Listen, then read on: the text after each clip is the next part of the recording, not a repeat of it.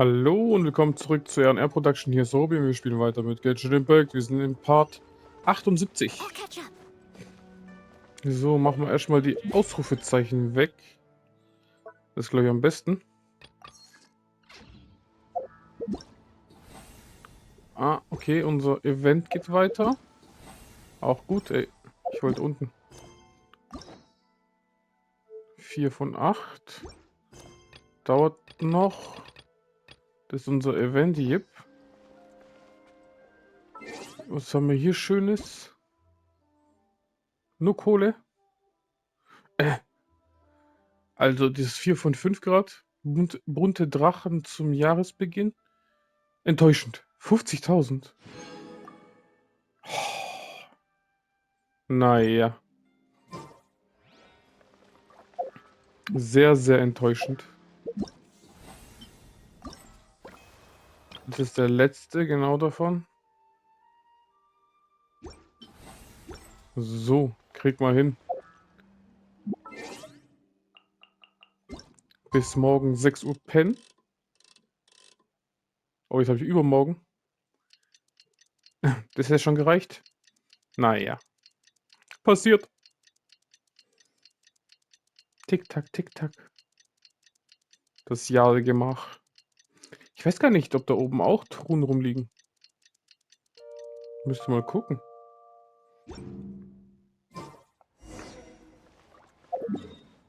Das müsste ich echt mal gucken.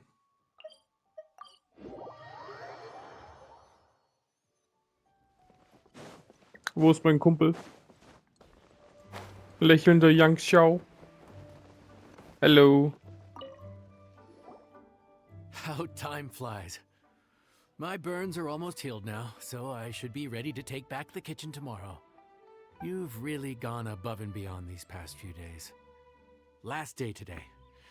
Here's hoping we get through it without incident. Oh, er hat's schon wieder hier gejinxt. Why does Paimon feel like you just jinxed us again? Oh. We made it all the way to the evening. It ended up being a pretty smooth day after all. Maybe it's because we've gotten so experienced at running this whole thing. We've come a long way since our first day on the job, haven't we? Back then, we were struggling to remember who ordered what. But everything's a piece of cake now. Der Tag ist noch nicht vorbei. Yeah, but who would come by this late in the evening? Actually, now that Paimon thinks of it, Lenny and his siblings came around about this time the first day, didn't they? Wie soll ich schauen? Traveler? Paimon? Fancy seeing you two here. Amber? And Eula and Mika too! Are you here for dinner? Why so late in the day? We just finished an escort mission for a merchant caravan. The original plan was to make do with some rations for this evening and continue our trek north towards Stonegate. Haben sie seine Stimme geändert? Weil irgendwie klingt der anders. Oder ich höre den so wenig, dass ich schon vergessen habe. Mika. Mika, Frontlinienfeldmesser des Ordo Favonius. Ein behutsamer und etwas schüchterner Junge. Er gehört zu den Freischärlern. Was ist das für Freischärlern? Alter, was das für Wörter sind. Im Umgang mit verschiedenen Problemen, die während der Expedition auftreten, ist er besonders gut. Darunter Vermessungen und Kartierungen. Aufbau von Zelten, Feuer machen, Kochen und so weiter. Neben seiner Tätigkeit als Feldmesser übernimmt er auch viele logistische Aufgaben. Schau aber nicht auf logistische Aufgaben herab. Ohne angemessene logistische Unterstützung wäre die gesamte Truppe überhaupt nicht in der Lage, voranzukommen. Wo war ich? Voranzukommen da unten. Der immer hilfsbereite Mika ist zweifellos ein Schlüsselmitglied der gesamten Truppe. Captain Eula brought up the fact that none of us have eaten Liyue cuisine for quite some time. We thought we might as well swing by the inn and see if we can still order something. No problemo. Ooh, so this is Eula's treat, huh? Das heißt Eulas. Nicht Jula. Eula. We've been eating the same rations for the entire trip, so I simply thought it was high time we had ourselves a proper meal. Do you have a problem with that? Überhaupt nicht. Willkommen im Gasthaus Wangshu. Good question. What should we get? Wait a sec. Why are you taking our order? Wir sind die Köche hier. Euler, Wirbeltanz der Gischt. Was ist eine Gischt? Gischt. Alter. Euler wurde in den alten Lawrence-Clan hineingeboren. In der Vergangenheit hat diese Familie Mondstadt in der Dunkelheit gebunden. Heute ist das alles anders. Aber die Sünden des Lawrence-Clans sind für seine Nachkommen immer noch bindend. Angesichts dieses unglücklichen Schicksals entschied sich Euler, den Verdächtigungen der Welt tapfer entgegenzutreten. Und mit dem Schwert in der Hand beweist sie durch ihr Handeln weiterhin ihre Erhabenheit. Wenn du diese tapfere Ritterin triffst, kannst du sie ohne Bedenken begrüßen. Sie wird dir sodann mit anmutigen und eleganten Manieren antworten. Die ist Maschine, ich mag Euler übelst. The traveler's been filling in for the chef here. You come at just the right time. You'll be the last customers to enjoy his cooking before the original chef takes back the reins. Wow, really? Good thing Eula suggested we come here. I wouldn't want to miss this. So, what shall we get? I'm not as familiar with Liyue cuisine as I used to be. Mika, Eula, what are you in the mood for? Anything goes. I'm just looking forward to trying the honorary knight's cooking for myself. I'm sure it'll be a great learning opportunity for me. Aber du sprichst jetzt viel offener, war da nicht irgendwie so mega schüchtern? Something small, I suppose. We have to hit the road again after we eat. Beyond that, anything goes. Wasn't it your idea to come here, though? Yeesh, this is like getting blood from a stone. All right, guess it's up to you, Amber. You name it, we'll cook it. Huh? Then I guess... I don't really mind either. Anything goes. Warum machen die so schwer? Ah!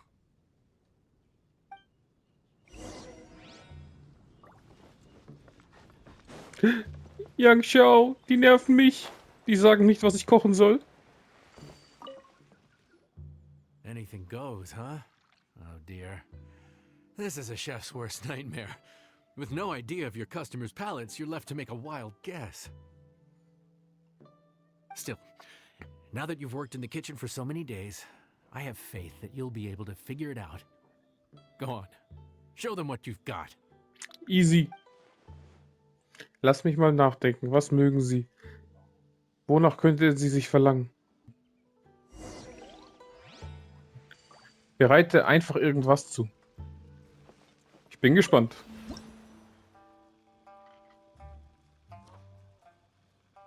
Einfach irgendwas.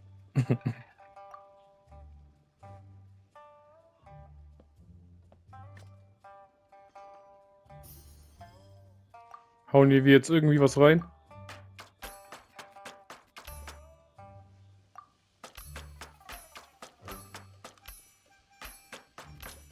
Also so langsam wie das geht, geht's ja ruckzuck.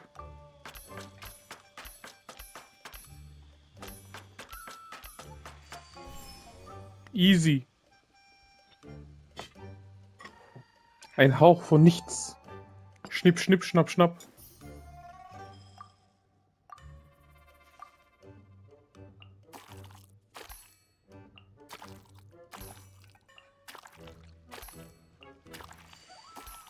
Ah ja. Als hätte ich noch nie was anderes gemacht.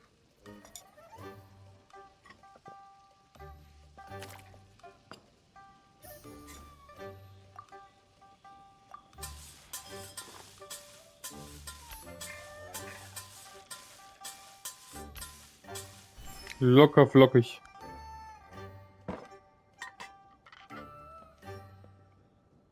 Das sieht perfekt aus. Ja, das nehmen wir. Da gefällt mir die Anrichtung alles. Wir würden zu Hause sagen, Ploff. Sieht aus wie Ploff.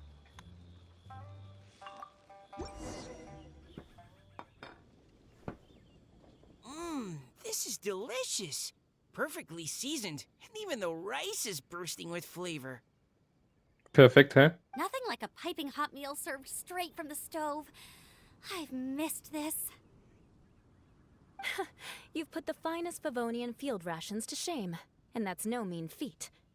So, tell us, traveler, What's this one called? Aber ich glaube, Plov wird auch so gemacht. Oder früher halt. Haben die einfach alles reingeschmissen. Genau wie Borscht und sowas. Kann ich mir vorstellen, dass die einfach alles reingeschmissen haben, was so rumlag. Und damit eine Suppe oder ein Gericht gemacht und fertig. It's comes! Paimon's guessing we can't just call it anything goes, right?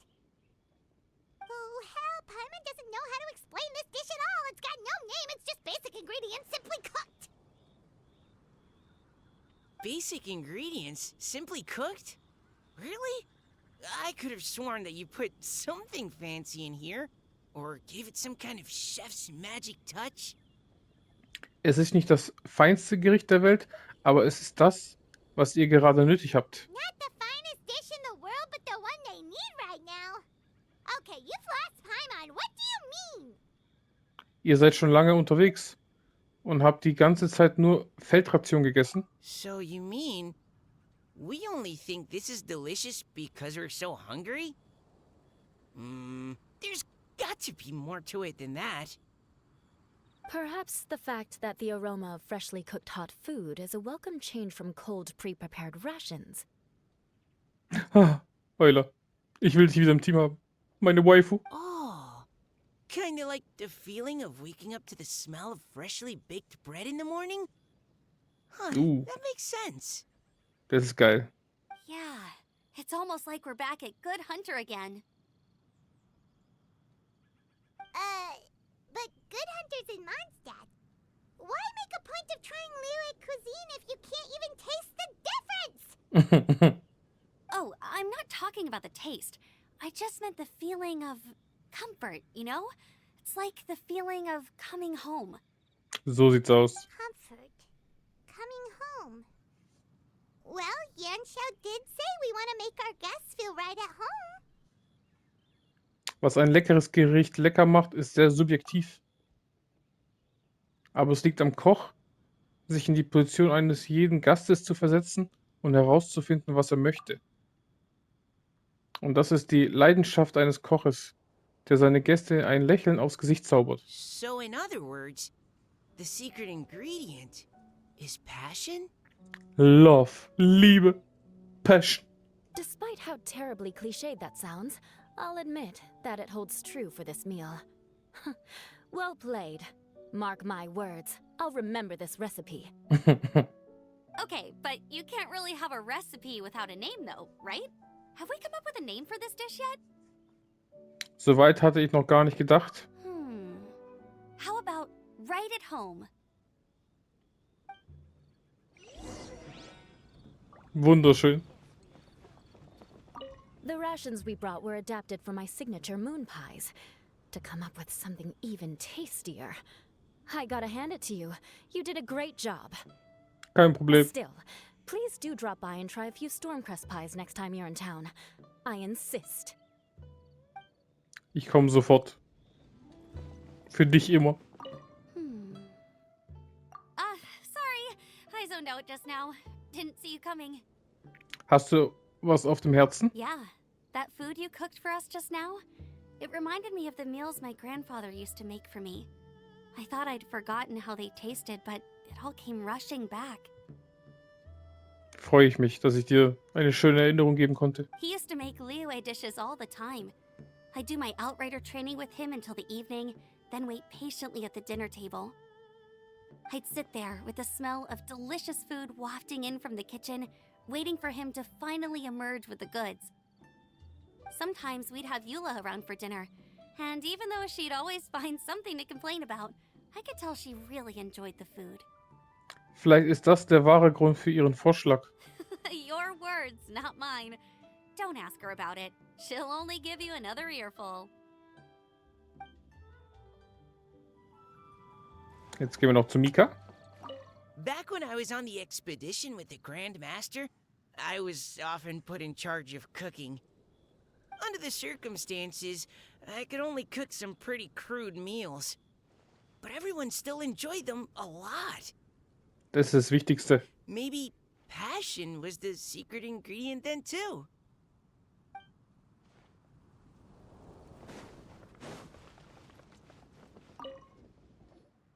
There you are. thank you for all of your hard work over the past few days. Mit Vergnügen. Vorausgesetzt, ich werde noch bezahlt, versteht sich. Straight down to brass tacks, are we? Here, take it. I've thrown in a little extra as well. Call it a bonus. Hard work is rewarded here. Yay! It's like all the tiredness and stress have suddenly melted away. Nur für dich, Paimon. I'm just lucky you only worked on this job for a few days. At the rate you were progressing, a few more weeks and I think I might be made redundant. Ich freue mich darauf, deine Küche in Zukunft wieder zu probieren. Anytime.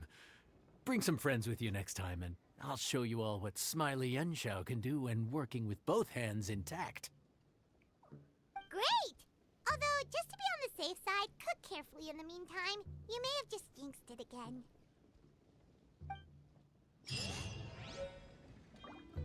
Perfekt.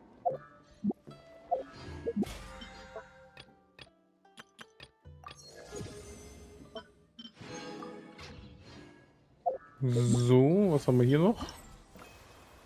Jetzt auch nochmal 60, sehr schön.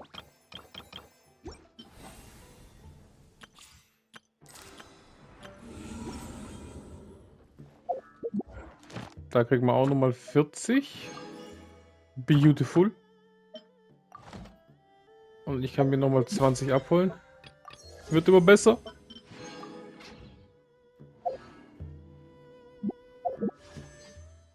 Ah. Plus 360, knapp 140 fehlt noch, hä?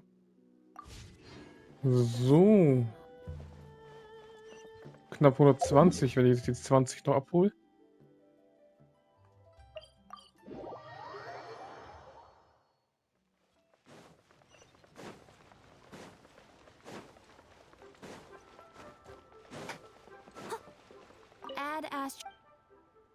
Thank you for Vielen Dank.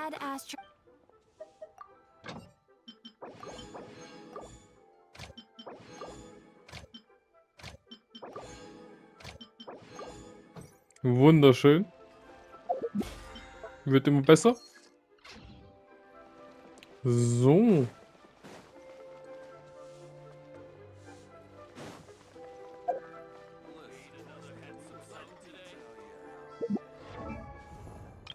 Was machen wir heute Schönes?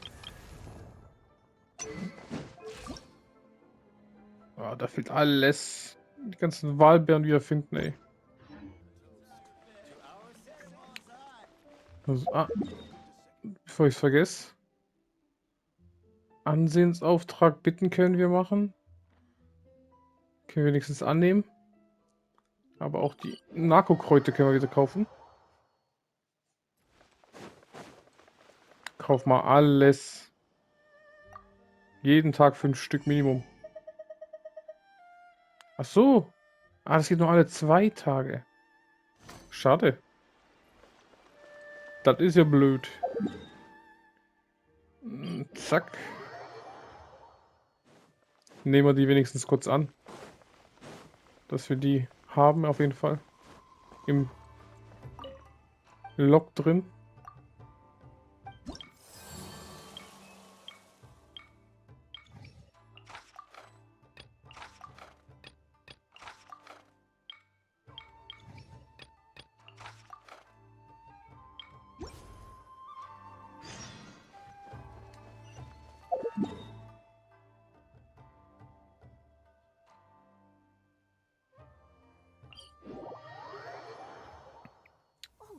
Besiege die Landstreicher.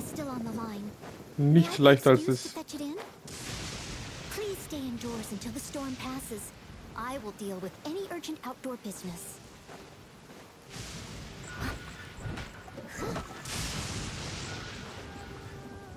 Ich komme. Oh, Kiste.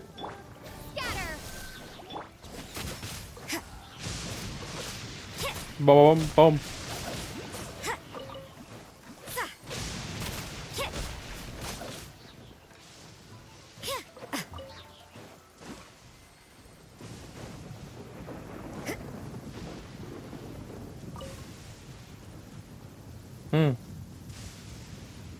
Was damit?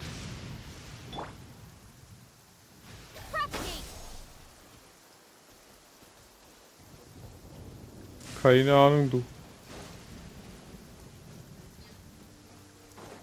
Na, egal. Ist nur eine billige Tour.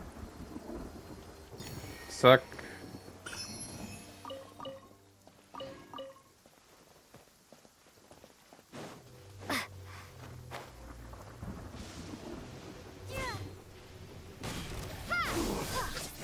Komm her.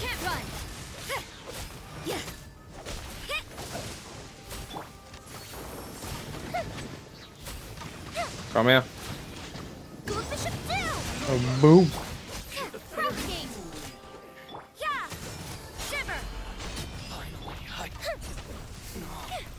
Das ist schon erledigt. Irgendwie zu leicht. Aber nehme ich.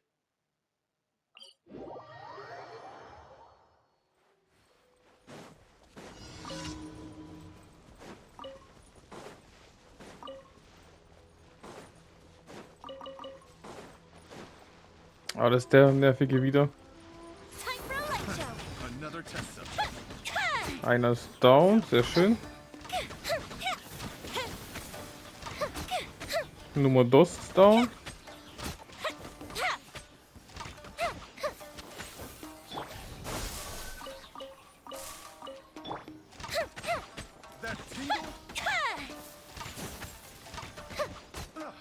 Geht doch. Was noch mehr?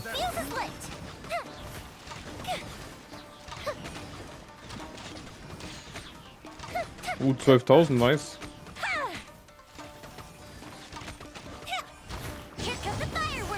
Hier kommt the fireworks.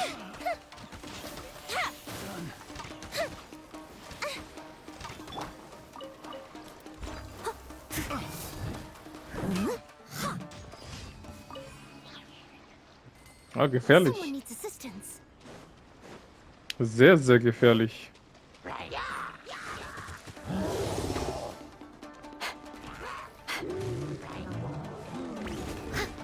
Komm her. Ich hau die alle hier runter.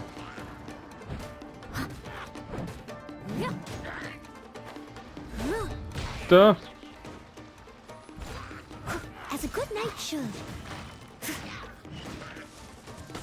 Lass mich doch kurz heilen.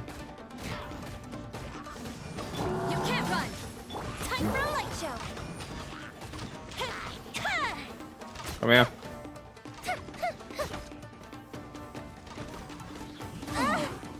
Ich soll alles zerstören.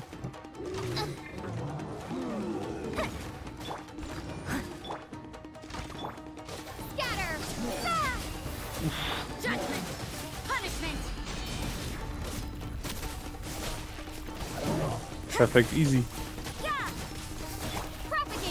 Propagate. Da. Alles immun gegen Feuer. Shit.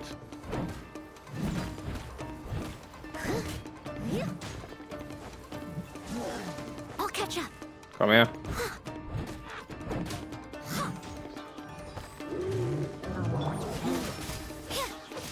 Eis ist gut, okay. Das ist nicht so geil.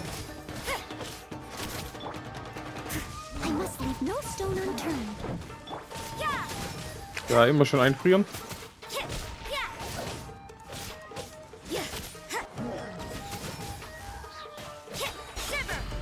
Perfekt.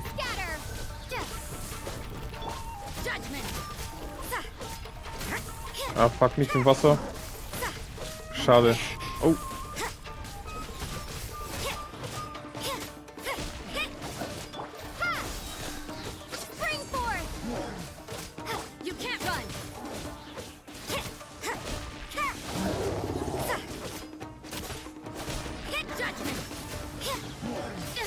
Oh. Lass kurz heilen.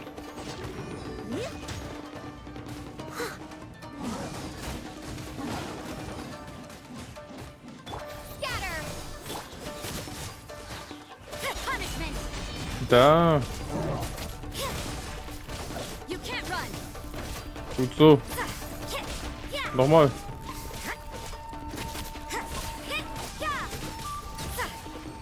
Perfekt. Easy gemeistert.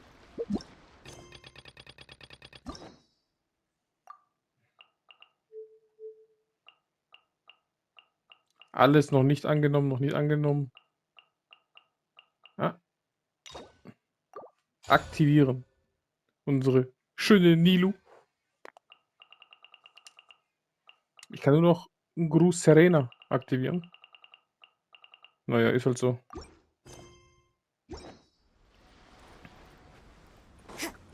So, da haben wir noch was. Da auch. Nehmen wir doch alles mit, wenn wir schon mal hier sind.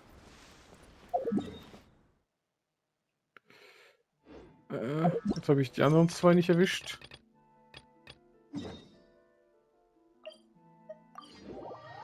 Rikus Bitte für Eier. Kriegst doch, mein kleiner Freund. Hier. Kriegst Vogel. 8 Stück. Hey, hey. Sei ja nicht so gierig. Oh, Ansehen für Inazuma Level 3. Sehr schön. Und jetzt kommt das letzte. Auch hier. Perfekt. Sehr, sehr geil.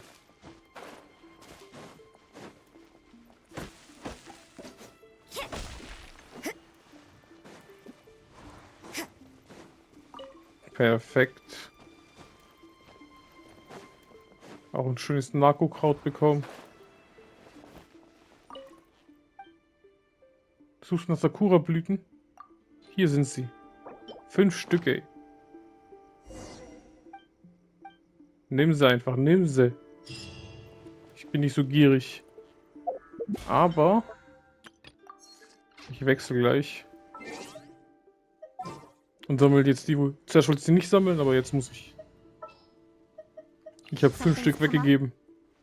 Der Gedanke danach macht mich schlafen. Da habe ich schon wieder 2. Hier war auch, glaube ich, eine. 3. Da ist auch eine, ja. Ach, immer noch nicht. Incoming. 4. Da hinten ist 5. Don't blink. Und hier war 6, ne? Perfekt.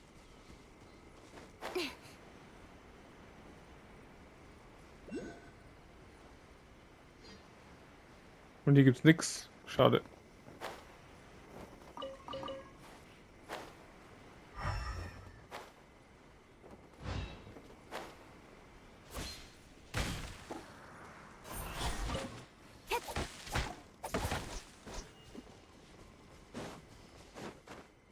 Also hier kann ich Ding machen. Stone.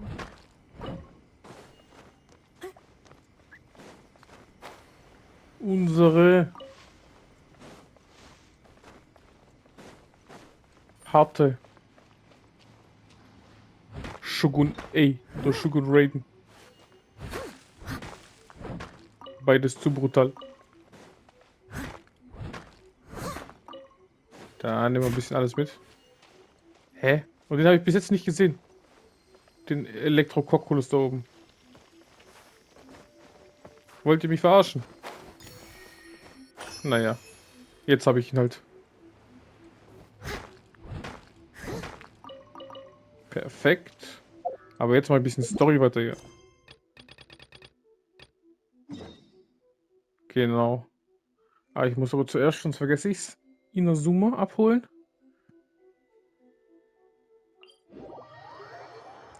Sonst vergesse ich es.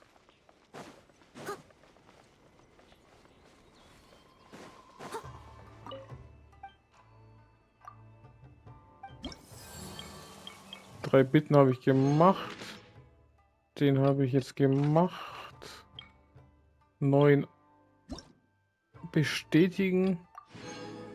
Und Narkokrautsamen erhalten, okay. Die Kunst des Gärtners. Ah, jetzt kriege ich die Box I'll dann, catch up. um Samen zu sammeln. Jetzt. Okay.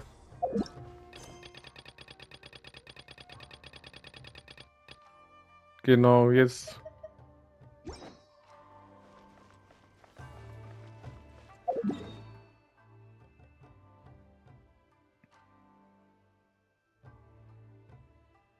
Sumeru, ich komme.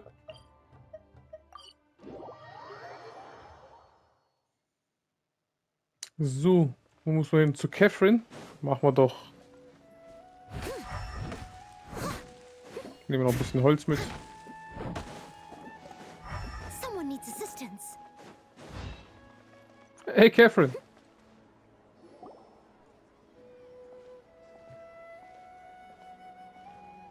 Ad Astra Abyssosque. We meet again, you two. Das ist doch Nahida, oder? Hi, Catherine. Do you have any commissions for us today? Commissions, huh? Let me think. Oh, how about this?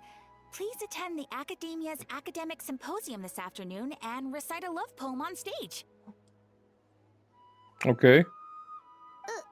Wait, say what now? Das ist Nahida, 100%. Die verarscht uns. And if possible, please also use your camera to capture the reaction of the audience upon finishing the poem. Huh? What kind of commission is that? Selbst in Gedanken ist mir das peinlich. I see. It appears that you're not interested in this commission. In that case, please go to Port Ormos and convince the Eremites there to spend some time volunteering at the local orphanage. Hey, that's not any better. Wir handeln uns eine Tracht Prügel ein. I'm sure the mercenaries will have some interesting reactions as well. Paimon's gotta ask. Just who exactly has been submitting these commissions to the Adventurers Guild? Oh, the commissioner? Well, actually, I just wanted to see the two of you in action. Du bist doch Nahida, oder? Was it so obvious? I was hoping you would actually take one of those commissions. That kind of chance to observe humans doesn't come by often. Nahida. Wollt schon Streich spielen, hä? Ah, so it's Nahida. Paimon just knew Catherine wouldn't crack those kinds of jokes. When did you get into her head? From when she said, Ad Astra Abyssosque? Ich sag doch. Da hat's mir schon komisch vorgekommen. So it's been you this whole time? Are you done resting up, Nahida? Yes. I've been sleeping ever since we parted ways, and I even had a really, really long dream. Heißt das, dass Akasha die Träume der Götter nicht wegnehmen kann? It was another dream about the Sub-Zerus festival, except it was a happy one. Das ist schön.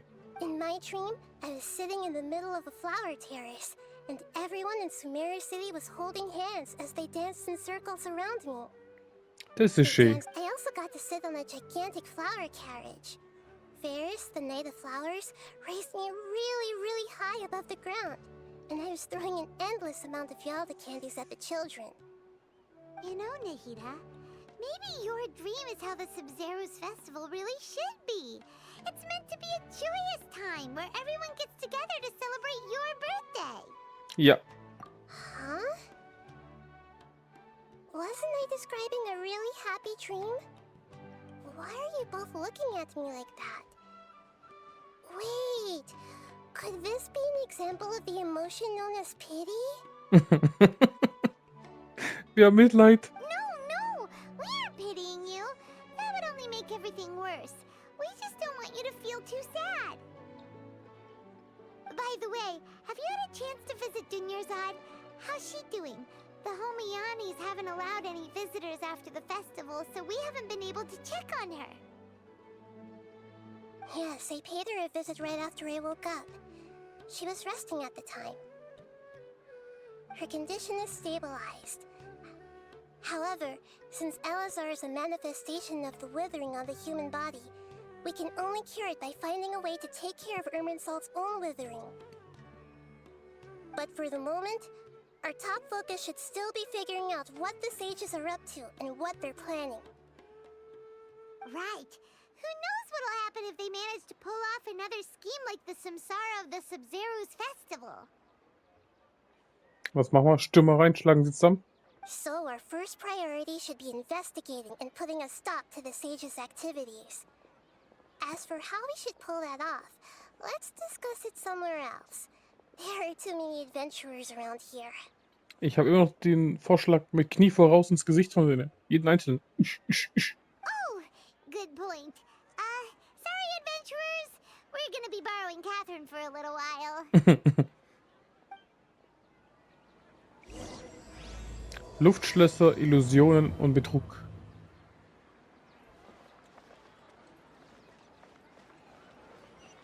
Ah, falsche Richtung.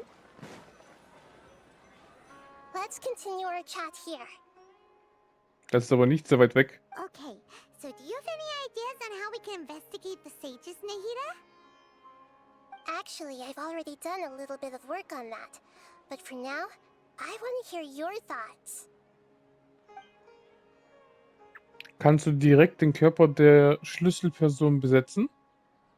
Wie wäre es, wenn du den Körper einer Studentin besetzt und dich in das Büro der Weisen einschleichst? Wie wäre es, wenn wir uns einen Weisen schnappen und ihn verhören? Ich finde, das erste wäre nicht schlecht. I've already tried that. But all the key members of the Akademie, even the core 30 guards, intentionally avoid wearing their Akasha terminals. It seems that from the very beginning, they've been guarding against info leaks from the Akasha. Of course, it could also be because they're wary of me. Have you already caught the sage's attention? I'm guessing not yet, but distrusting me would make perfect sense if they've ever paid attention to the urban legends about me. In any case, I probably can't take over their minds directly. Schade. Wie wäre es, wenn du den Körper eines Studenten besetzt und dich in das Büro des Weisen entschleichst? Wie wäre es, wenn wir uns einen Weisen schnappen und ihn verhören? We're in the dark as of now. Since we still don't know anything about their goals, any rash move could tip them off and lead to terrible consequences. Schade. Ich hätte ihn ja gern so ein bisschen verprügelt. After all, every person in Sumeru City is one of their hostages. Dann bleibt mir noch das Letzte. No way, that's too risky. You mean it'd be too easy to get caught?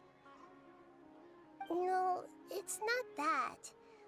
We shouldn't involve innocent students in this. A single mistake could completely ruin their lives. Das stimmt auch wieder. Doing that would be ignoring the safety of my people for my own selfish goals. How is that any different from what the sages are doing? Hat sie recht. Nahida, du bist eine gute Göttin. Ein guter Arkon. That's a good point. Spoken like the god of Sumeru. Mir fällt nichts anderes ein. Are we really out of ideas?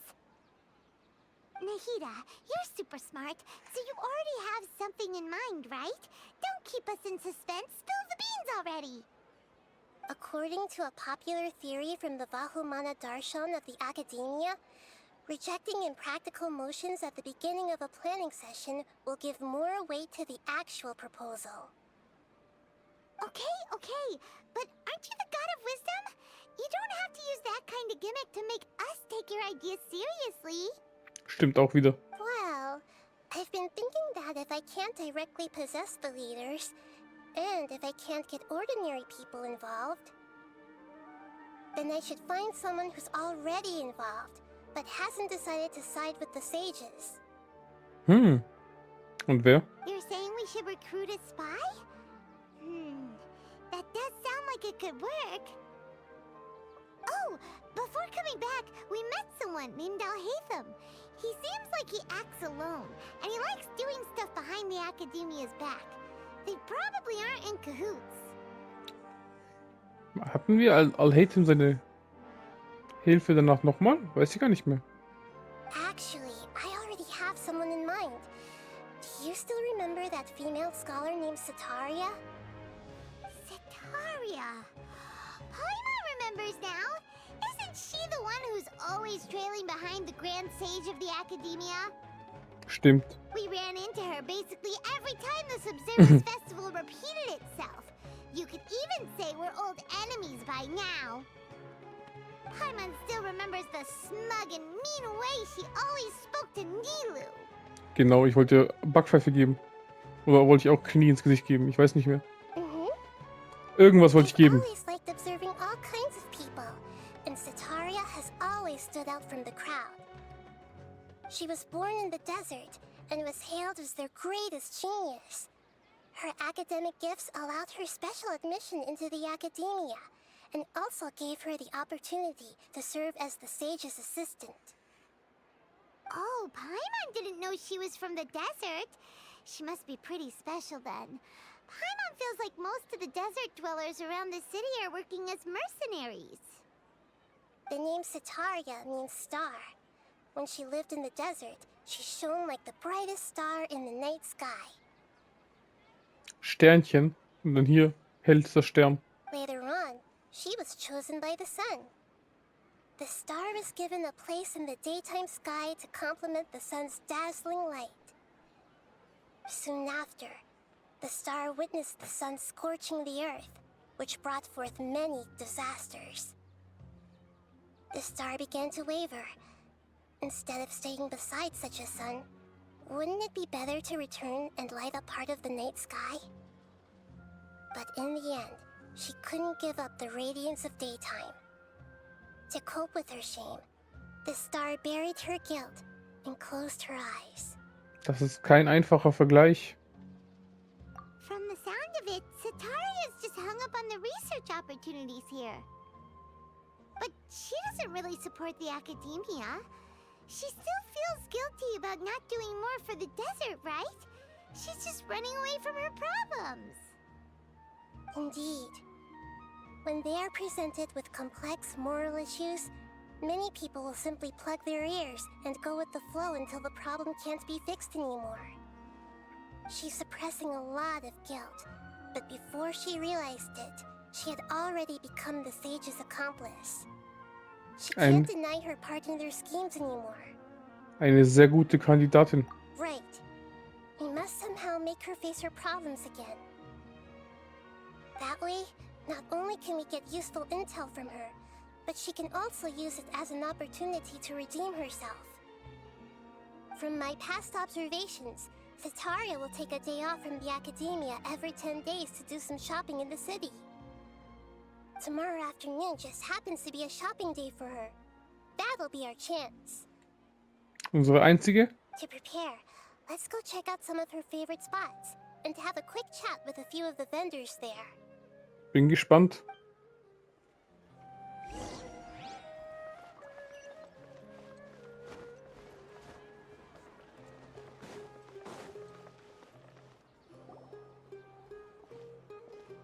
This should be Sataria's favorite fortune-telling spot. So should we ask the fortune teller about Sataria? No, I already have enough information on Sataria. The most important thing now is for you to pay attention to the vendor's talking style and key characteristics. Talking style and key characteristics? My poor lost lambs. Have you become troubled over your fates? Mit dem kleinen Kind. The divine voice of wisdom often echoes between mine ears. If thou be blessed today by the gods, I may be able to show you the way. Huh? Really? Nahida, you've been whispering things to her? Shh. My friend here has some doubts regarding her future. Can we get a fortune reading for her? Of course, of course. In that case...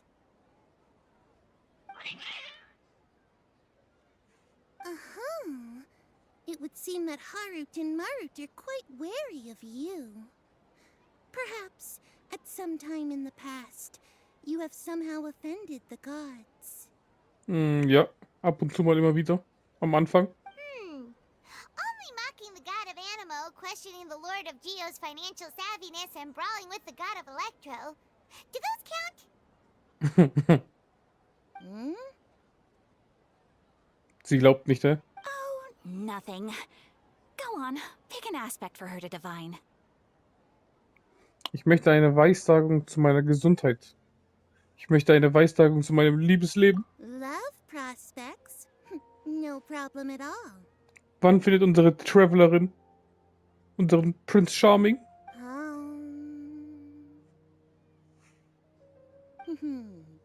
The gods have spoken. Oh, The truth shall be revealed. oh.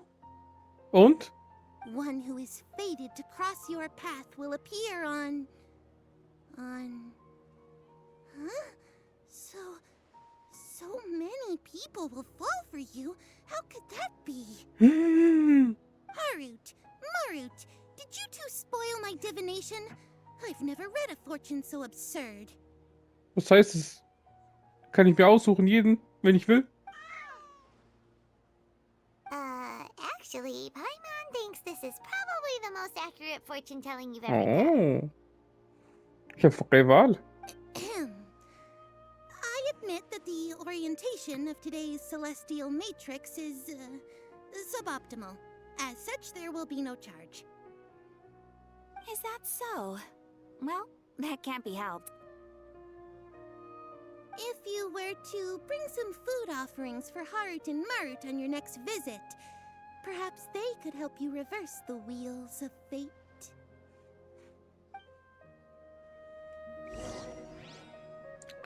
Was labert die Kleine? Wheels of Fate. Auf zum nächsten. Is this another one of Sataria's favorite stalls? Yep, it belongs to a king. His father helped Sataria a lot when she first moved to Samari City, so she still comes by whenever she has time. When I start talking with him, listen carefully to the details of our conversation. Ich gebe mein Bestes. Ah, dear customers. Would you like to look at some pottery? Nein, ich brauche Informationen. We caught wind of your great craftsmanship, so we specifically came to take a look. Oh, I recognize you. Aren't you Miss Catherine from the Adventurers Guild?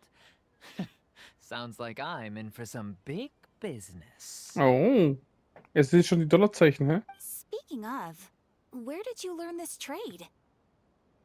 I suppose you could say it all started with my dad. He's a mason by trade, but I picked up an interest in clay while apprenticing for him. After that, I began making pottery by myself in secret, and I simply changed trades when my works turned out well. Although it's a pity that I'm no longer making much use of the knowledge provided to me by the Akasha. Wieso? That's nice. You're making a living doing something you love. Das stimmt auch. So is your father still working as a mason? Oh no, not anymore. A few years back, he fell from a roof and broke his leg. Since he had already saved enough Mora over all these years, he's just enjoying the retired life in Port Ormos nowadays. Das ist nicht schlecht. I see. We wish him peace and happiness in his retirement. I'll have someone in charge of logistics at the guild come by another day for some goods. We'll leave you to it. Take care now. No problem. Rest easy, all our goods are sure to meet your every need. My every need. Also jetzt fühle ich mich ein bisschen sexuell ausgezogen und belästigt, so wie er mich angeschaut hat. This should be our final stop. Sataria's always thinking of this restaurant when she's working at the Akademie, so she always comes by whenever she's out in the city. Nahida, you've really thought of everything. It's my duty to protect Samari's citizens, after all. Nahida, du bist die Beste bis jetzt. Ich mag dich. Hi there. I feel like I've seen you down by the docks before. Huh? Sorry, I don't quite remember. Kishan? If I recall, you were having a discussion with someone about shipbuilding at the time. Ah, That's right! I've always been really interested in feats of marine engineering.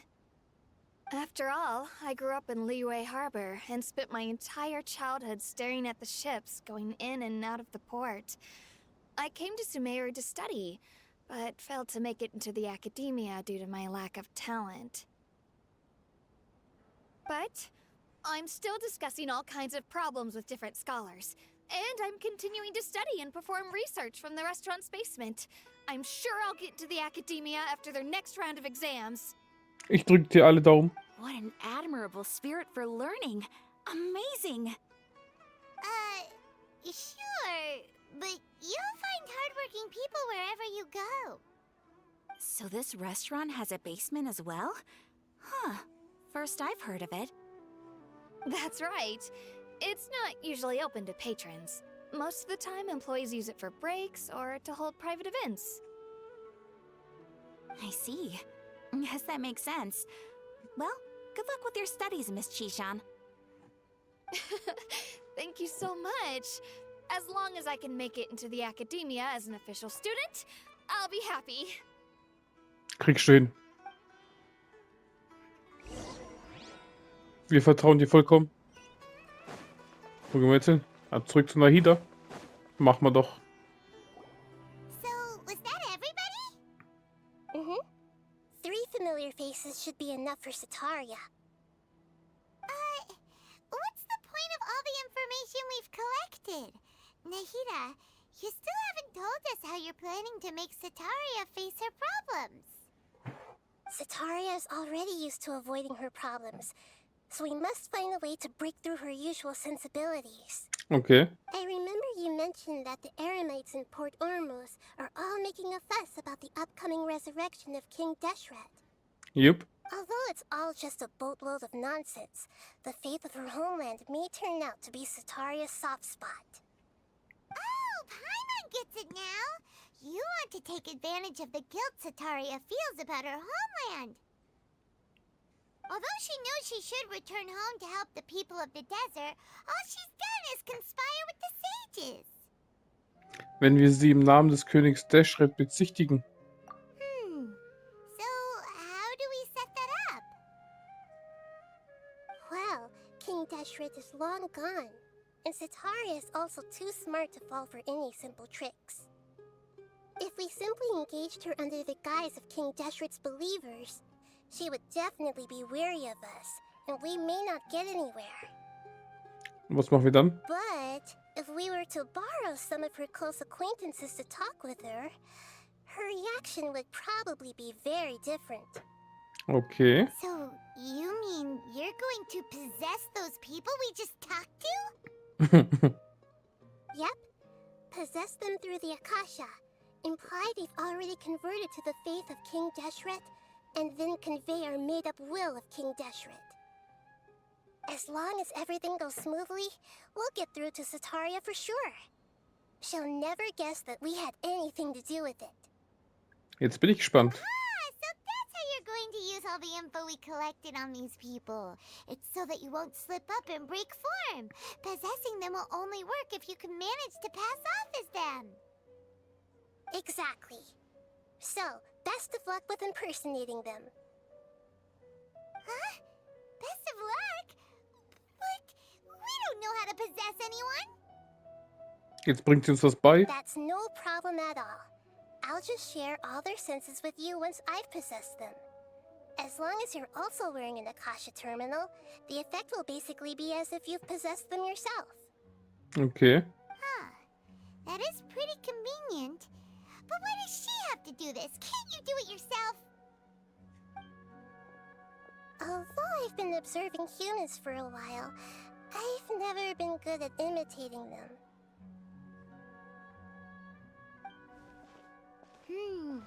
You're not wrong. It's always been painfully obvious whenever you try to pass as Catherine. Ich werde mein Bestes geben.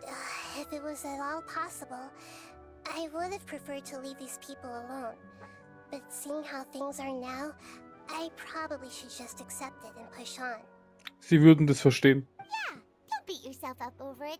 We're only doing this to help everyone, and we'll only be borrowing them for a little while anyway.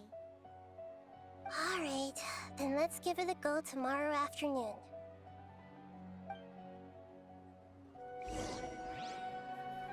(12 bis 18 Uhr).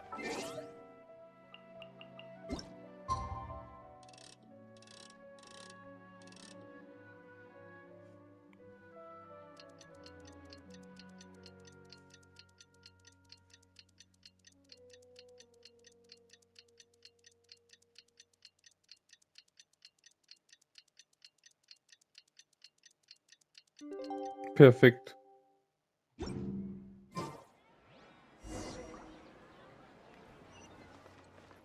Someone needs assistance. Hello? Ich bin's. Da kommt sie. Here she comes. Satori is here. Let's quietly follow her. Once she starts talking to her acquaintances, we'll find a safe spot to begin possessing them. As for how we'll sway her to our side, I'll leave that to you. I trust you'll know what to say. Let's go. Paimon's starting to feel kind of nervous. Okay, let's go. Lass mich in den Körper reinkommen. Looks like they've already started talking. Let's find a hiding spot and get started.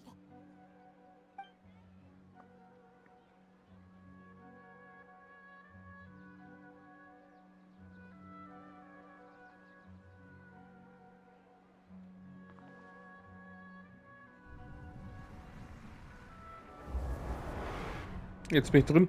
Ui. That's right. You really can't force anything when it comes to love. And besides, everyone around me has a very different background and outlook. Are you still listening to me, Nahida?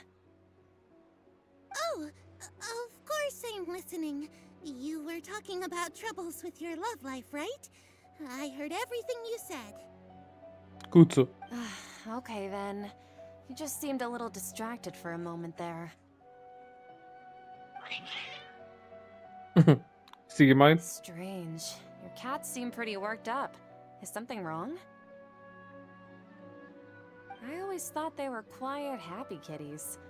Oh, what are their names again? Harut und Marut. Ah, that's right. They are just little darlings, aren't they? Harut and Marut. So, which fortune do you want me to read for you today? You must have come for another echo of the divine voice of wisdom. I'd like to get another reading on my love prospects, but to be perfectly honest with you, I feel like I've been a real mess recently. A mess? Well, could you do a reading on how long it'll take me to finish my current project at work? I really just want to get it over with. I hear you. No problem at all. The gods will reveal the truth.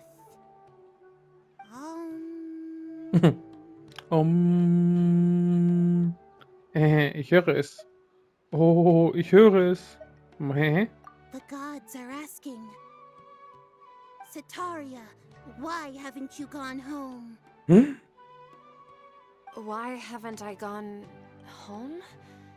Do the gods really know everything I've been thinking about? Sataria, why don't you just go home? It's a demand now instead of a question. Oh, the gods seem to be truly upset. I'm sorry. I know I failed the gods. Please pass on my most sincere apologies and ask for their divine forgiveness. And if I may ask, Nahida, is there a specific god who's speaking to you right now? Dashret.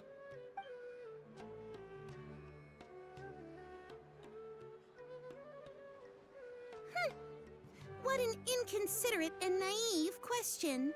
The god who is speaking to me is, of course, the wisest and mightiest of all, King Dashret. So sieht's aus. King Dashret? No wonder he would make such a demand of me. Wait a second. King Dashret passed away a long time ago.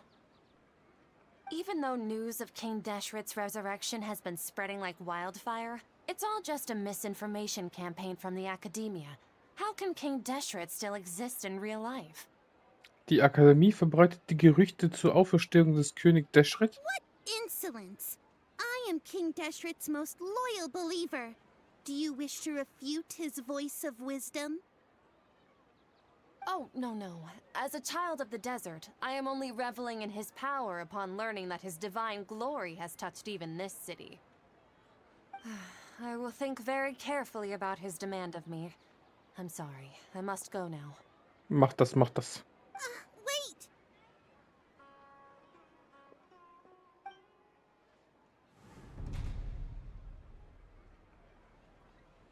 Zu langsam. Whoa, she just ran off in a hurry. She looked pretty upset too. Well done. Sataria didn't seem to suspect anything amiss.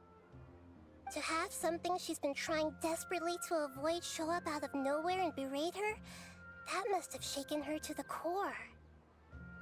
Aw, Nahida, it seems like you understand human emotions really well after all. Genau. All I know are some abstract Harvard-taught theories. And in any case, my time with you has shown a lot of them to be utterly useless. I'm still trying to make sense of everything. Ja, aber wir sind auch nicht gerade, wie sollte man sagen, Textbuchmaterial. Wir sind speziell. Anyway, enough of that. Let's hurry and catch up to Sataria. She's out of Keem's now, right on cue. Let's get ready to possess him right away. Let's go.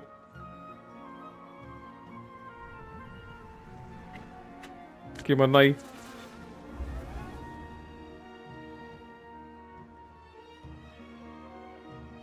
It's okay. I just got caught up in something.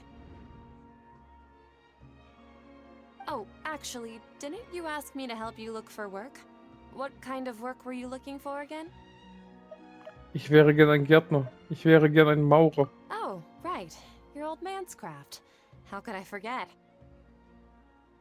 Speaking of, how's he doing? Is he feeling any better? Sehr viel besser. Er kann endlich wieder alleine gehen. Sehr viel besser. Er kann seinen Arm wieder beheben. Ne, ich glaube, es war Laufen, ne? Fuß. Oh, that's good to hear.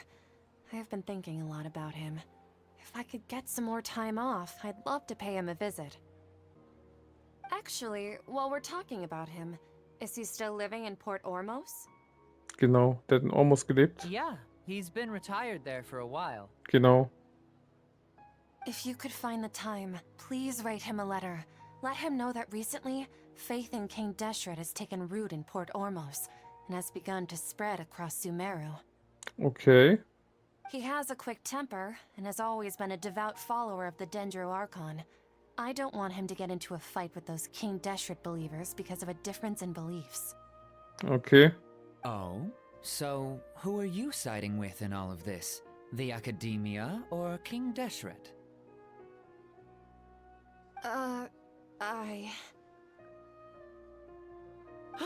I'm so jealous of you. You were born a child of the desert, yet you chose to betray King Deshret, and now you spend all your time with those crooks from the Academia. Nochmal schön Gewissensbisse reinhauen, ne? Akeem, you don't mean you've also become a believer of King Deshret?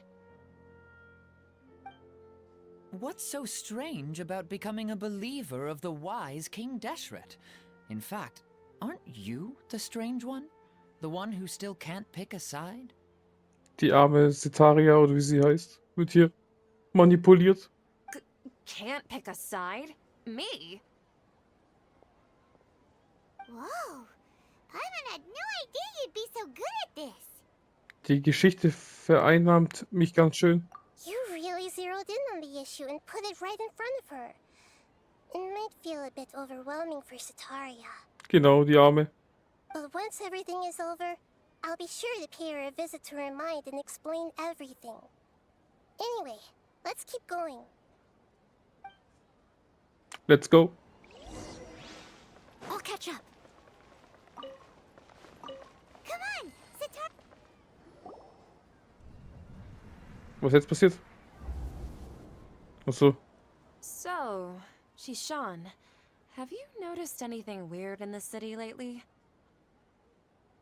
Like, as if someone was trying to preach to you about something? Nein, in meiner Freizeit sitze ich im Keller und lerne. Nein, in meiner Freizeit sitze ich auf dem Dachboden. Nee, es war Keller. Oh, right. Speaking of strange things, I celebrated the Sub-Zerus festival so many times that I lost count. That was really weird. Jetzt gehst du richtig rein, hä? Wait, how could you be aware of that? That should be impossible. Nothing in the report indicated anything like that. Sie weiß Bescheid. Wegen dir wäre fast Dunjasat gestorben. Are you still failing to realize that the Academia's lowly tricks could never deceive all of Sumeru's citizens?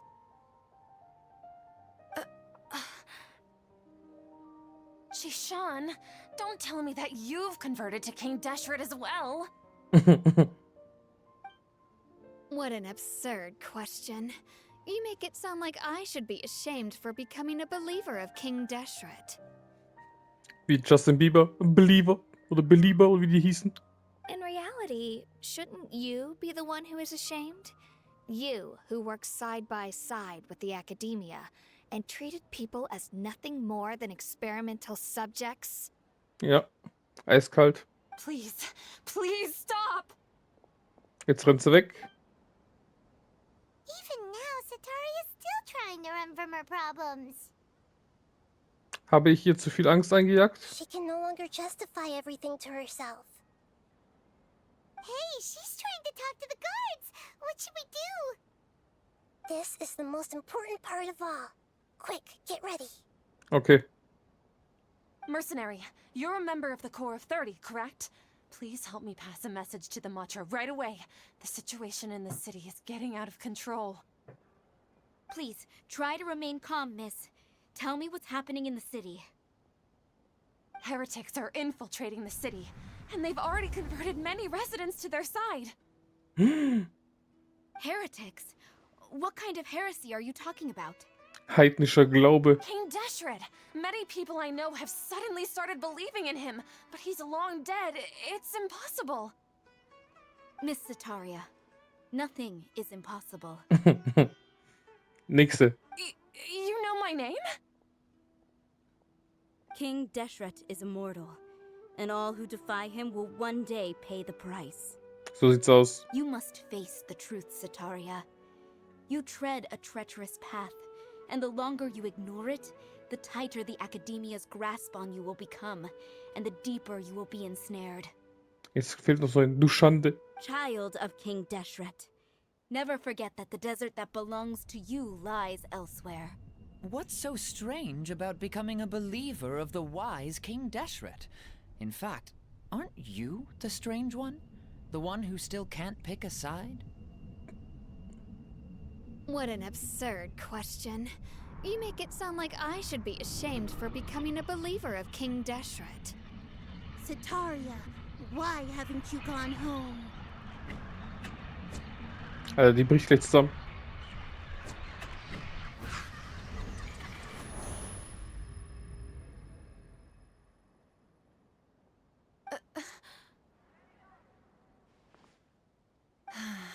It seems that no matter where I run, I only keep finding more believers of King Deshret.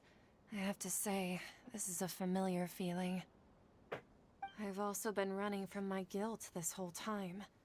Guilt over my part in the sage's plans, and from ignoring the letters from the children of my homeland. Oh, komm. But no matter how much I may try to ignore or get rid of it, my guilt always comes back.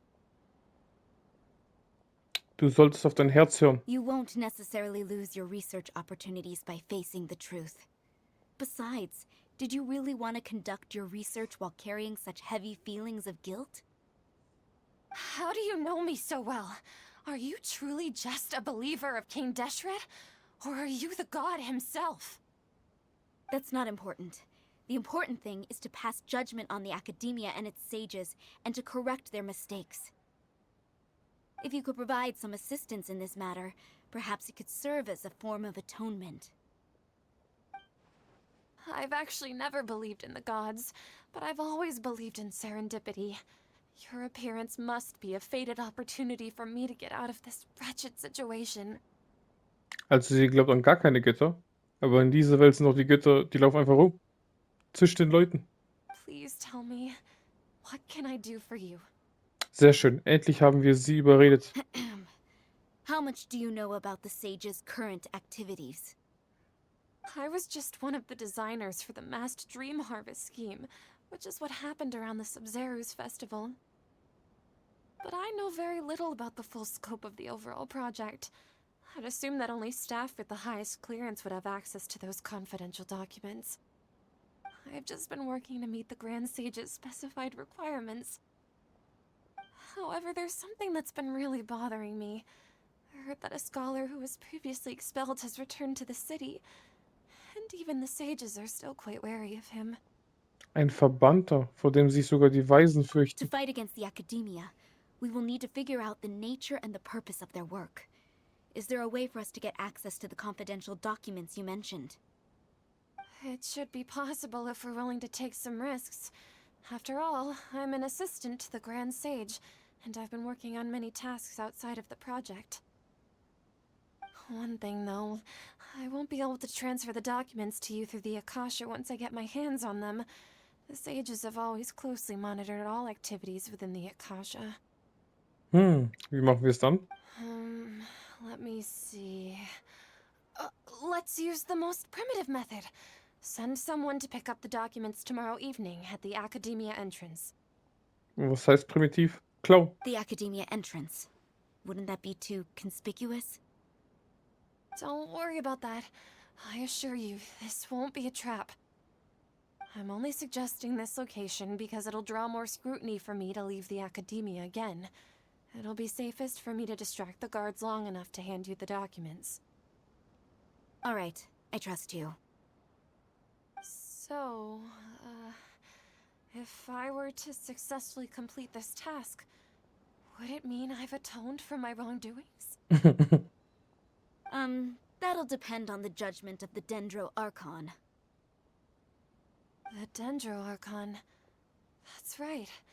Her people are the ones we have endangered.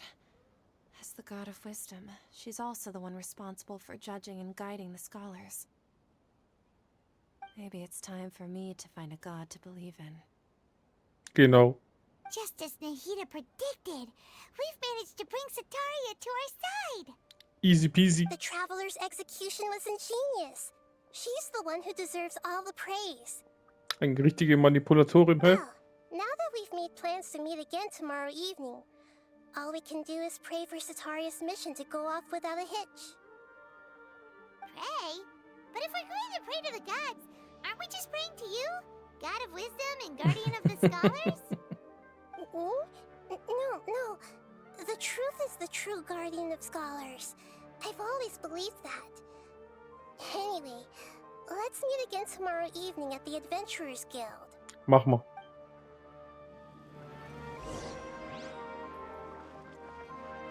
(19 bis 24 Uhr).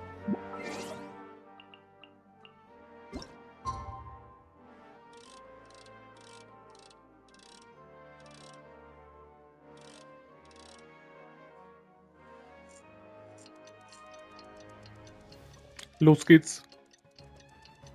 Machen wir ein bisschen Diebstahl.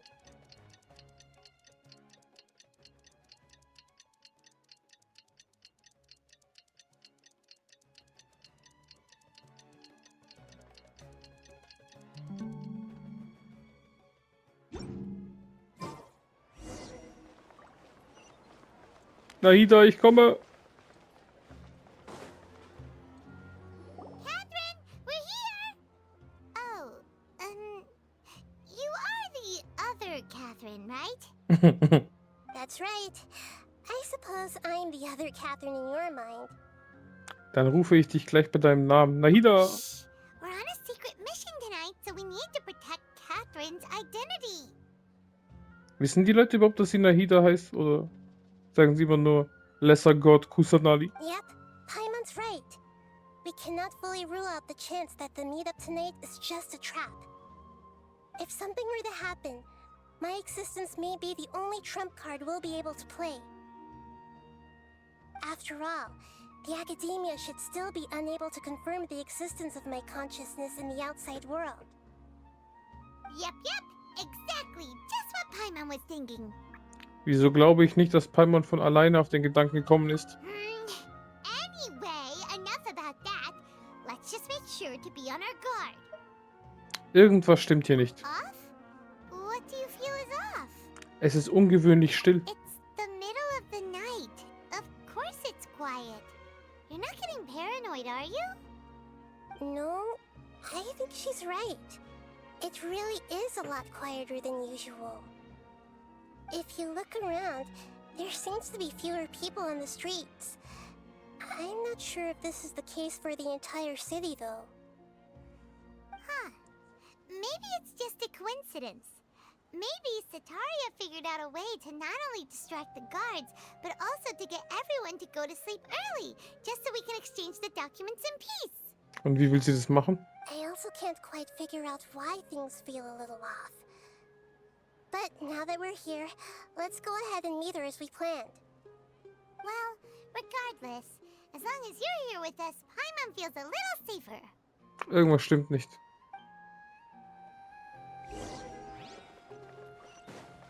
Irgendwas. There really aren't many people out right now.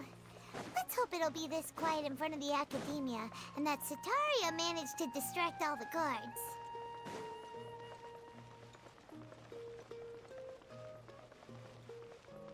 Fühlt sich echt irgendwie ein bisschen komisch an. Irgendwas passiert gleich.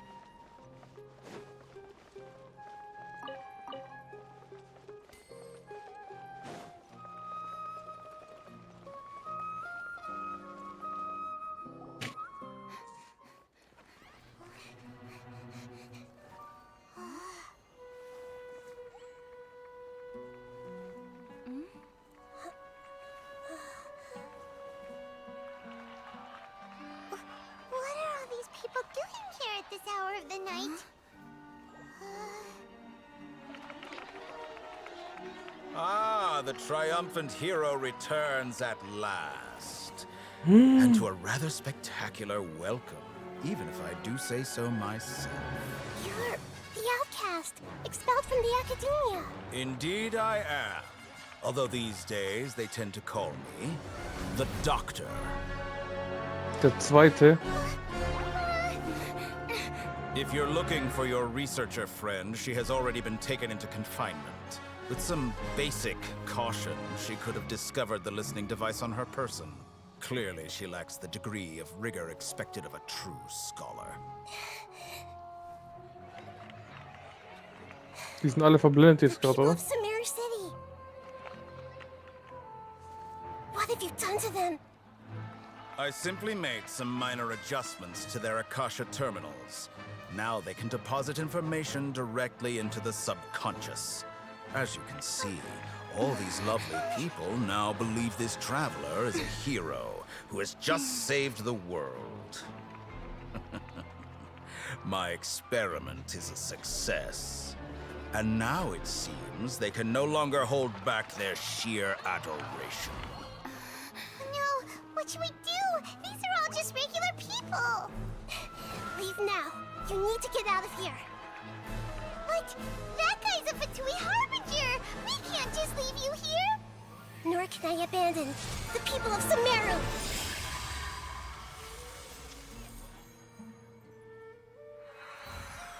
Oh. Hat sie alle zurückgeholt?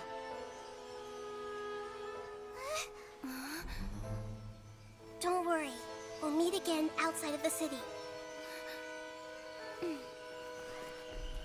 Irgendwas stimmt nicht.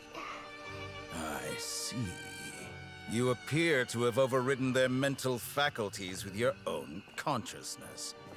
To possess such a powerful mind, you must be the god of wisdom. Den mag ich auch nicht. Der ist eh voll das Arschloch, der Ilditore, wie der heißt. Der Doktor. Numero dos. This should be far enough. Whew. catch your breath first. Mach das. Is Nahida going to be okay? We only made it out because of her. Sie kann vom Bewusstsein zu Bewusstsein springen. Ihr sollte nichts passiert sein. Paimon wasn't counting on running into a new Harbinger here, let alone such a high-ranking one. That guy was number 2. So scary. Stimmt. Die haben doch gesagt, glaube ich, je höher die Zahl, desto stärker, oder? Bis jetzt haben wir 2 Stück gekämpft, oder? Ja, gegen Tatagia und gegen Senora. Den Sacramouche, wie der sich nennt. Saramouche. Den haben wir nicht gekämpft, nur gesehen. Und jetzt ist Nummer 4 Il Dittore oder der Doktor. He called himself the Doctor. Remember, Tainari told us about him. Sataria did say that someone who once got expelled from the Academia came back recently. Weil der auch alle möglichen Experimente macht. Und kein guter Mensch ist. Gar keiner. Schon Tatagia hat gesagt. Oder seiner Legendenauftrag, ne? Der Il Dittore. Was für ein Zufall eigentlich. Wir haben jetzt die Legende nur zufällig gemacht von Tatagia. Und jetzt machen wir die Story mit Il Dittore. And that even the sages are wary of him. Yep. Sounds like she must have been talking about the Doctor. Wir haben das Ausmaß der ganzen Sache unterschätzt. Yeah. Now that the Doctor's in the picture, we're no longer just dealing with the Academia. They're in cahoots with the Fatui. Die haben überall ihre Finger im Spiel. But what are the Fatui after this time? Another Gnosis? Wir müssen zuerst Nahida wiederfinden. Yeah. Things would be a lot easier with Nahida's help. Nahida said we'll meet again outside of the city.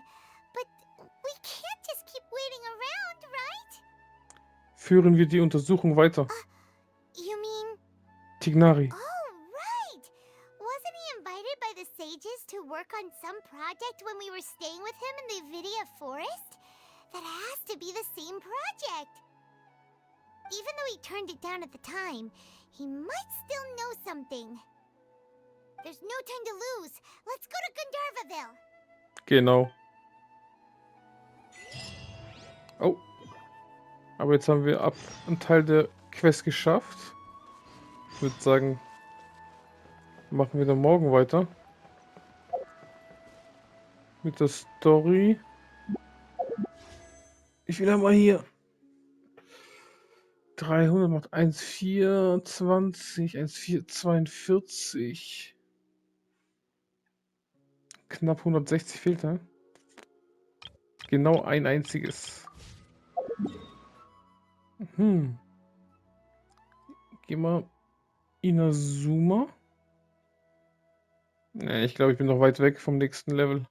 Also würde ich vielleicht kurz ein paar Kisten sammeln.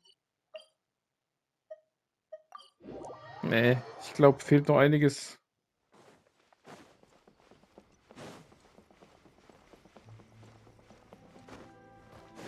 I'll catch up. Ja. Ich glaube, bei 20 ist erst wieder. Weil die sind alle immer nur bei 10, 20, 30. Die gibt es doppelt, jede 10 Levels. Oder in den 10 Levels drin. Und die nur alle 10. Schade.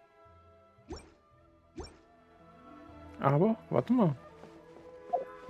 Sollen wir noch ein Ding versuchen? Den Abgrund? Den können wir versuchen, oder?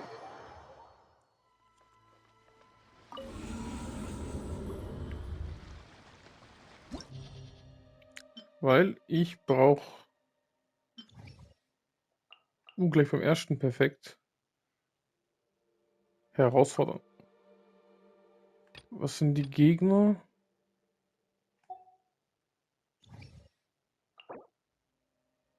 Erster Raum. Pyro, das heißt Wasser im zweiten. Und im ersten brauchen wir auf jeden Fall Feuer. Im ersten Feuer, hä?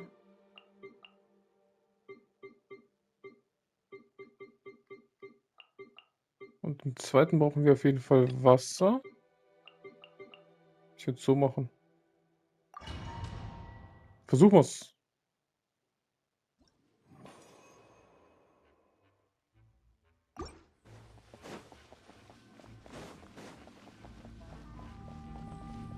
Oh, nur 3 Minuten.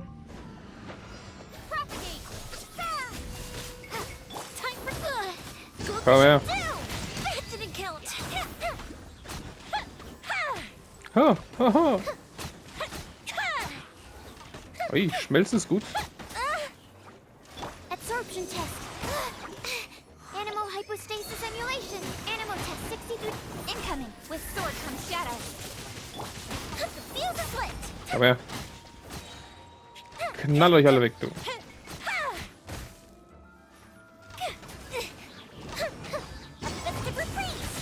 Da.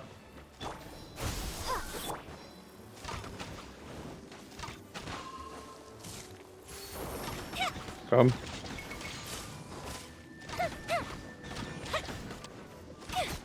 Geht doch. Man muss nur auf die Elemente achten, da geht alles.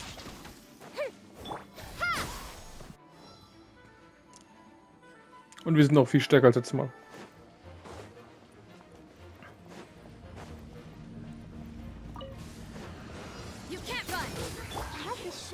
Komm her.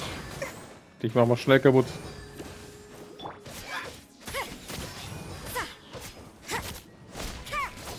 Easy.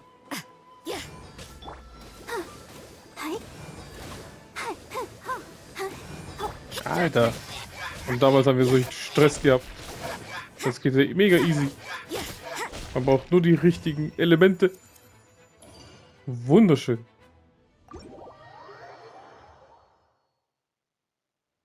So.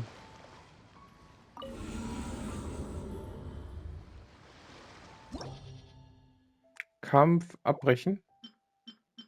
Und einsammeln. Sehr geil. Und jetzt versuchen wir hier nochmal 3 zu bekommen mindestens. Herausforderung. Ne, erstmal ansehen. Was haben wir im ersten Raum? Brauchen wir wieder Feuer. Und Wasser auf jeden Fall. Ja, oh, Feuer und Wasser. Kryo.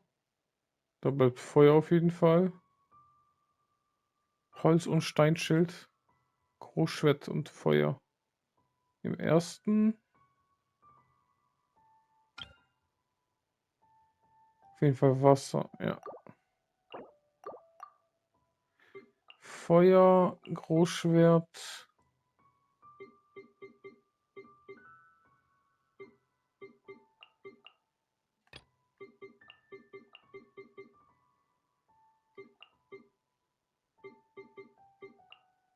Machen wir so. Versuchen wir es.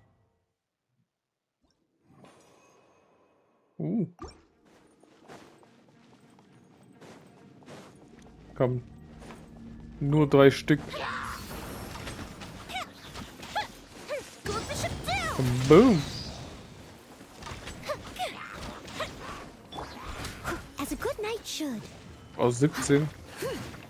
Swirl, Mark 2. Speed of light. Cut to the chase. Speed of light. Time for a light show.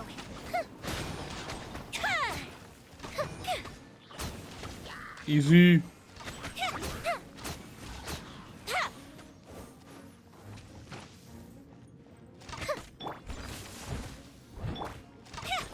Komm her. Boom.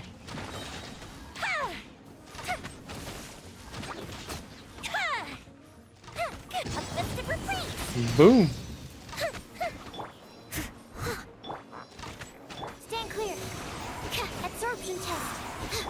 The fuse is lighter, please. Geht doch.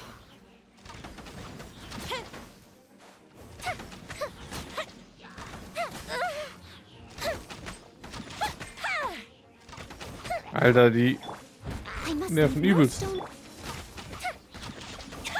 hazard. Fire Hazard. Easy. Da. Animal hypostasis emulation. Animal. Time to clean up. Leave it all to me. Boom, boom, boom, boom. Geht doch.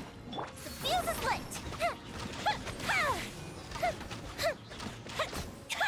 Gut so. Ah, das letzte. Perfekt.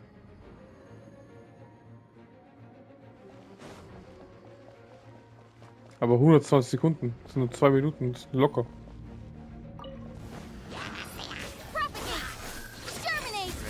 Germinate. Shiver.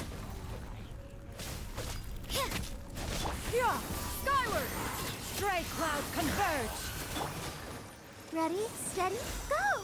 Ready, steady, go. Ey. Judgment.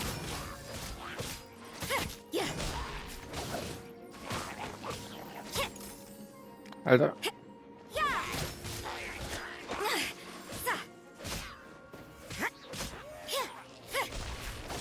Judgment.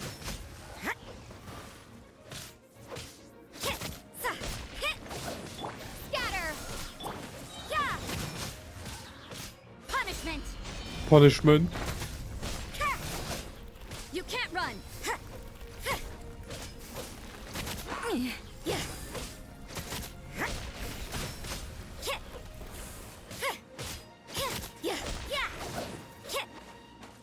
Judgment. Nerv mich. Jetzt schon. Hier. You can't run.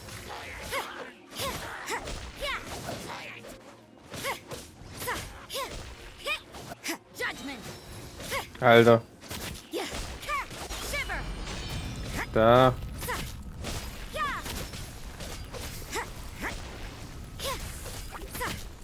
Die hören nicht auf.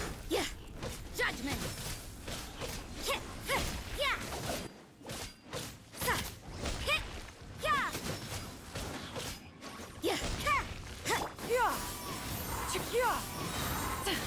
Seize the skies. Judgment. Da. Da. Easy.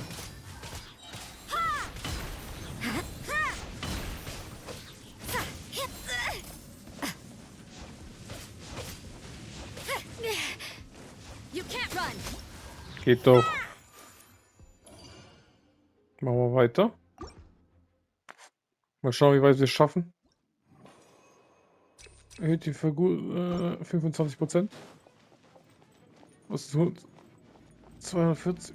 Knapp unter 5 Minuten, oder? Time for a lecture. Alter. Oh, da steht die ganzen Kleinfett, die nerven mich jetzt schon. Stand clear. Animal test 63 away. I must leave no stone unturned. Don't blink. Nowhere to hide. Fire hazard.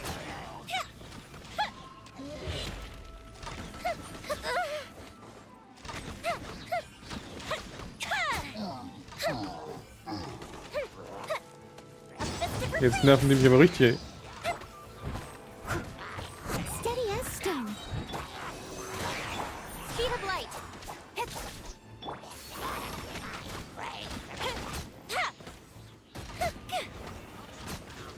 Lighter, please. Oh nee, das ist irgendwo ein Heiler.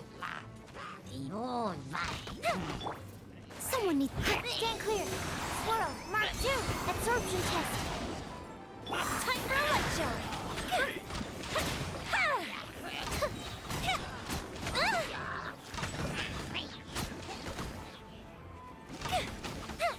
Okay, jetzt Eistipp. Auch nervig.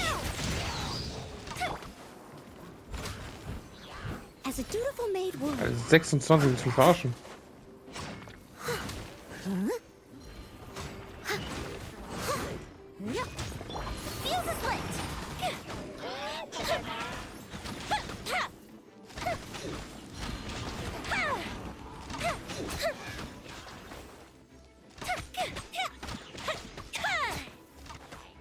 Alter, die nerven mich übelst. Leave it all to me. Animo test 6308. Absorption test. Time for a light show.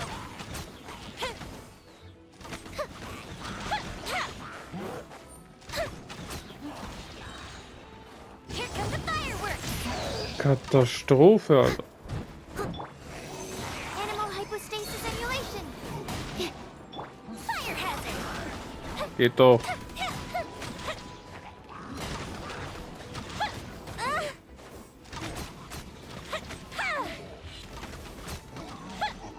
Gut so. Noch 3.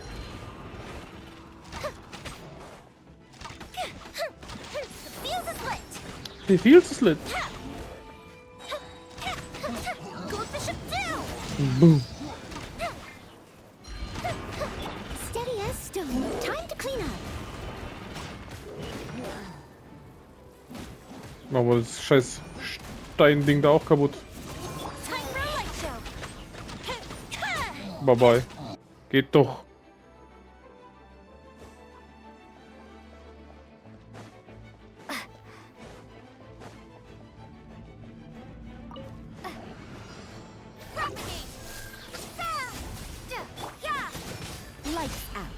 Lights out.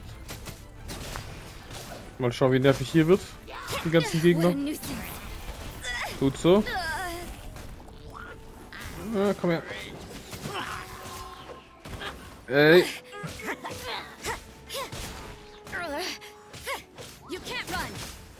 You can't run.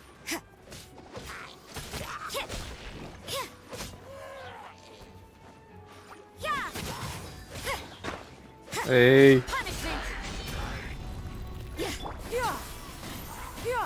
Skyward! Stray clouds converge! I'll protect us. Come on, we can do it.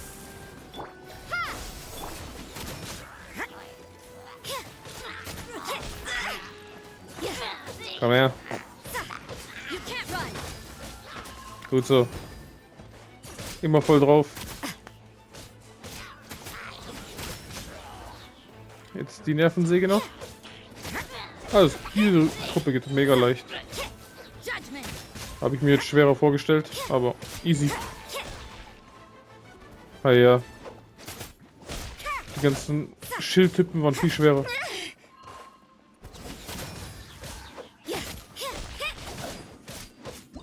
Easy. Sehr, sehr geil.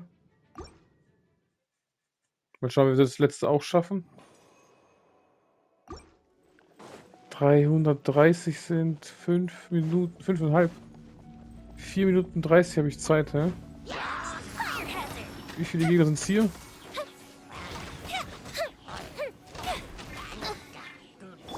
Leave it all to me. 6 nur. Müsste eigentlich locker gehen, oder?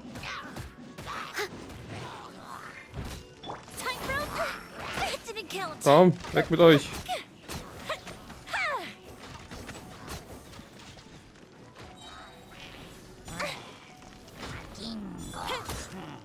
Geht doch. Geht doch. Wer ist der Letzte? Oh nee.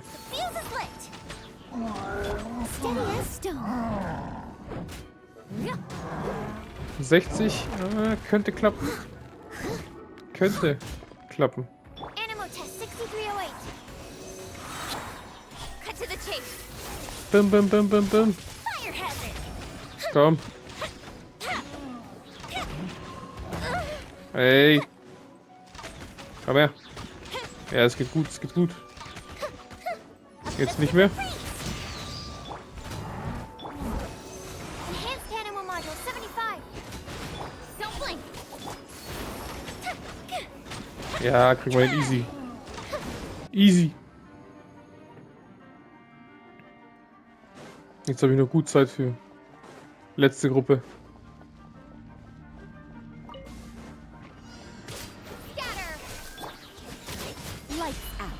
Lights out. Skyward! Seize the skies! Let's dance. Let's dance.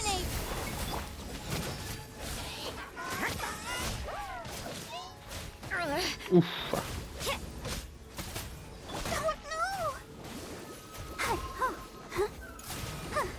Wo ist dein Kumpel? You can't run.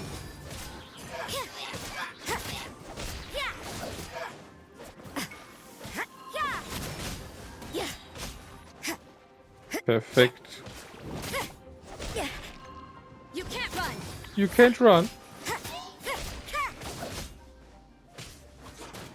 Punishment. Punishment.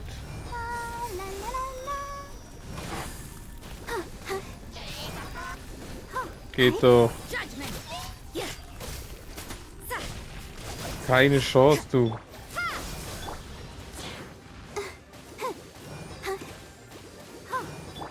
Easy. You can't run. Man braucht nur die richtigen Charaktere für die richtigen Gegner, ne? Wunderschön.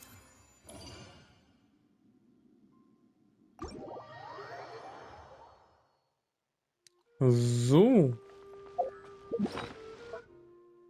Oh.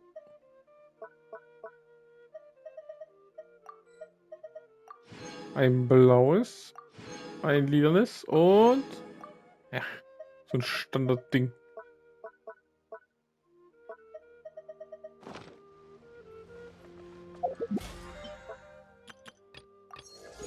Perfekt. Also jetzt noch 5 Level und wir haben noch fast 2 Wochen, Alter. Mega geil. So, sammeln wir ein. 300. Wunderschön. Jetzt können wir auf jeden Fall das schöne Ding hier machen. Aber erstmal die ganzen Dinger hier sammeln. Steinchen. I'll catch up.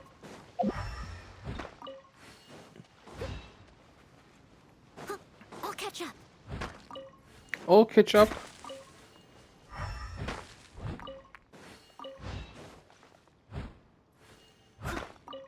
So.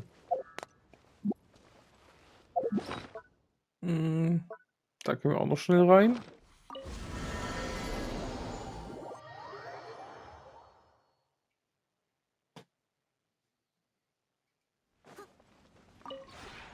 This realm is... Gib mir something good. Give me something good.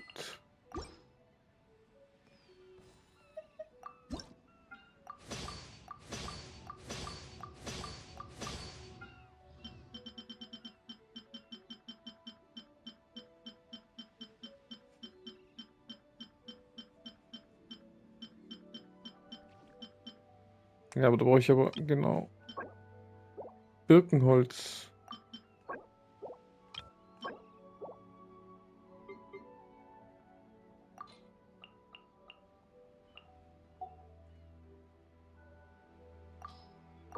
Naja. Was man nicht alles tut. Ah, warte mal, ich bin schon Level 10 eigentlich. Hätte ich das voll nicht gebraucht, egal. Jedes Teil einmal haben. Irgendwas fehlt doch. Es waren doch 3. Da. Jetzt muss ich eh wieder 2 kaufen.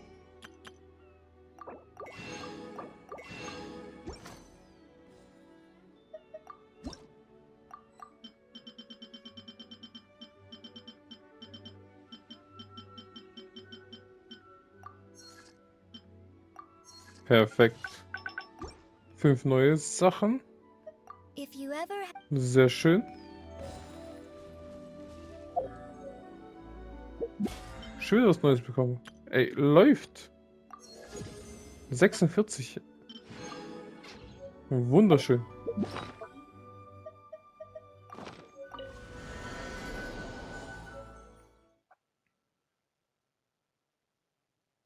So. Kann man irgendjemanden noch schnell verstärken? Ja, Errungenschaften. Die Seele verwandelt. Triumph der Vorstellung. Nehmen wir doch alles. Immer noch was. Elementarexperte. Besiege 4 Gegner mit der Reaktion Schmelzen innerhalb von 2 Sekunden. Nehmen wir doch.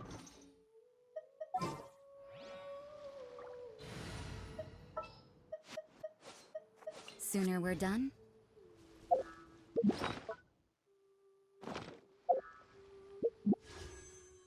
Ah, perfekt.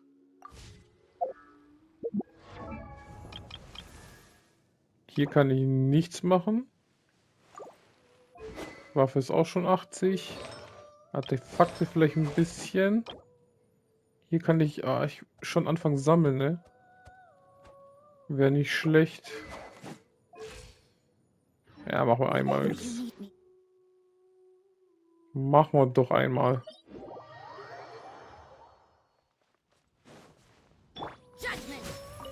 Judgment.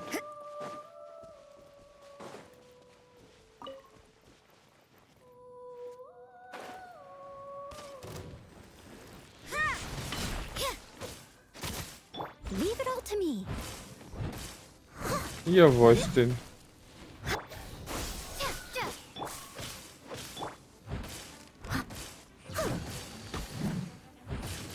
Zu spät. Wieder zu spät. Komm runter mit dir. Zack. You can't run. The fuse is lit. Boom, boom, boom. I got you in my room. Ja, ich für die hab ich bei Elektro überladen, wäre geil.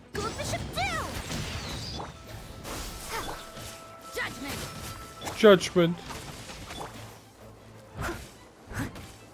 Genau, Brände. You can't run. Steady as stone.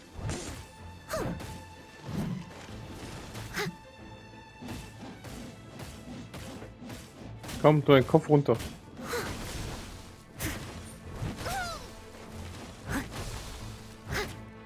Zack, komm, komm. Ah. I must leave no stone unturned. Geht doch.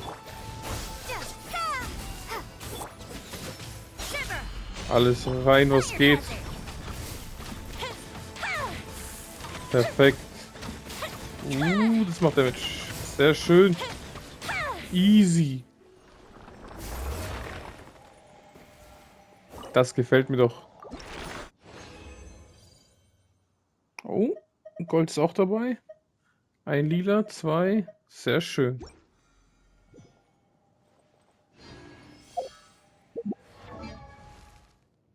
Aber ihr braucht auch... Oh, 10 habe ich schon.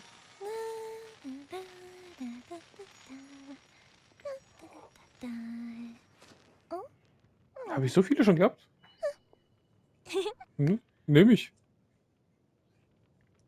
Sehr geil. Brauche ich echt nicht mehr so viel für sie? Ja, für dich sowieso. Für dich, Madame, sowieso immer genug. Die Wahlbeeren sind halt Katastrophe. So ein Elektroding könnten wir auch mal wieder machen.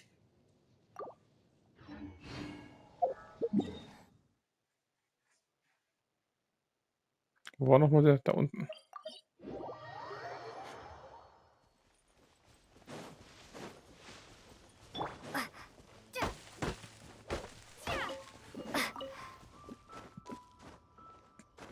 Hoch mit uns.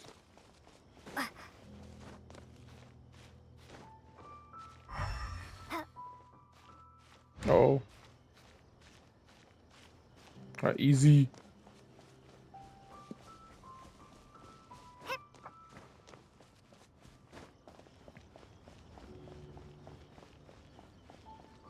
Komm, Alep. Mal schnell ist kaputt mit dir. Leave it all to me.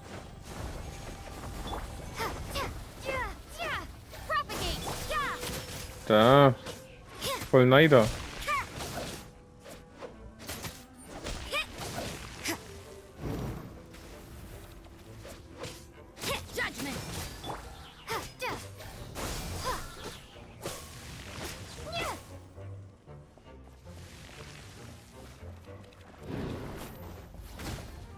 Ey, voll erwischt gleich. Scatter. Time for a light show. Boom. Boom. Komm runter. I must leave no stone unturned. Propagate! A mystic reprise! Bam. Fire hazard! Das macht schön Schaden. Das macht schön Schaden.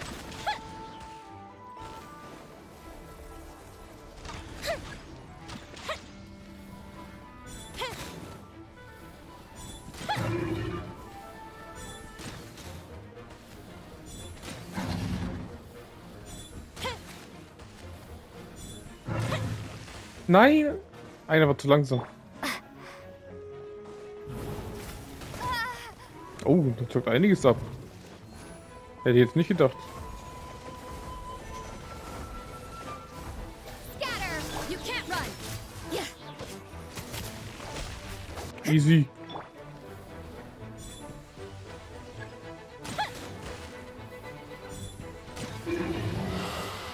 So. Easy. Oh, auch Gold. Sehr schön.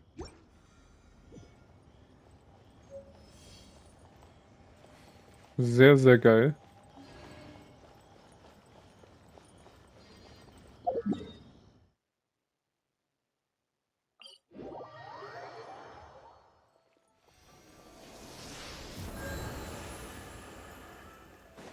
Wenn wir schon mal hier sind, vielleicht chillt der hier. Der seltsame Hilly-Chill. Nope. Sieht nicht so aus, schade.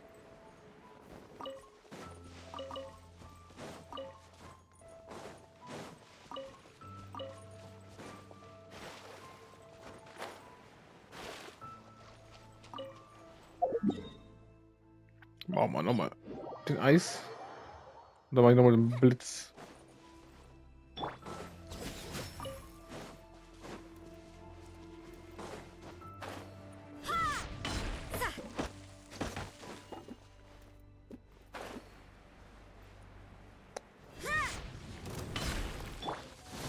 Steady as stone, as a dutiful maid would. Machen wir schnell kaputt.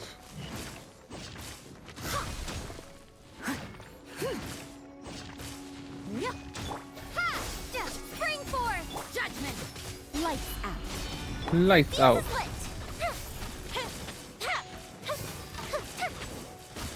Komm schon. Gib. Ah, schade. Nur Hälfte. You can't run! Nur Hälfte leider.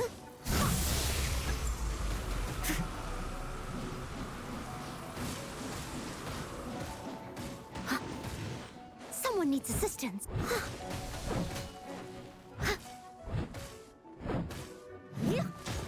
Judgment! Geht doch. Fire hazard!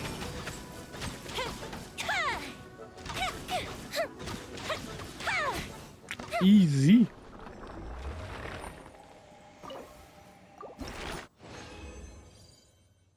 Nochmal Gold. Alter, jetzt kriege ich ein Gold nach dem anderen. Gefällt mir richtig.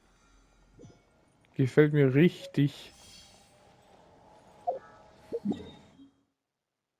Jetzt haben wir noch einmal Elektro. Dann haben wir alles.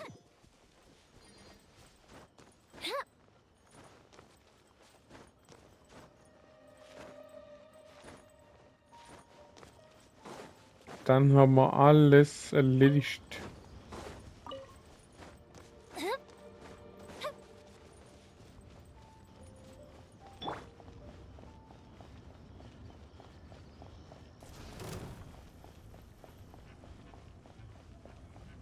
Komm. Leave it all to me. Yeah! Scatter! Time for a light show! Boom, boom. Alter. Das geht schnell.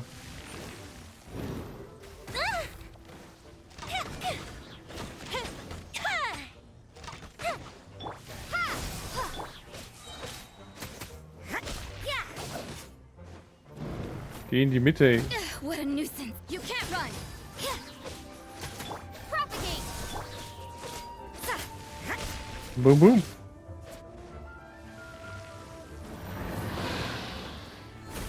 Judgment! Shiver! I must leave no stone. Stirb. Nice.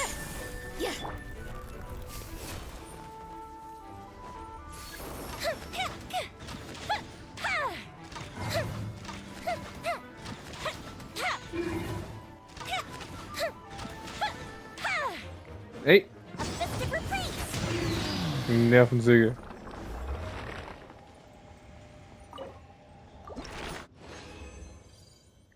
Easy. Alter. So muss immer laufen. Nur Gold bekommen, ey.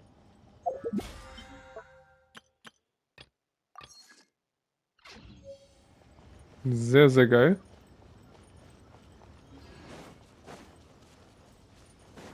Sehr, sehr geil. Haben wir hier irgendwas Cooles? Haben wir? Nö. Weiß keiner, ey. Oh, Birkenholz. Wenn ich schon mal hier bin.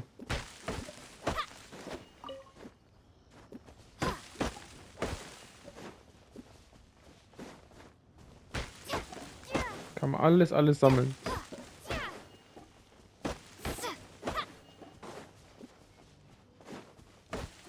Ich in die Kiste. Vielen Dank. I'll keep this close.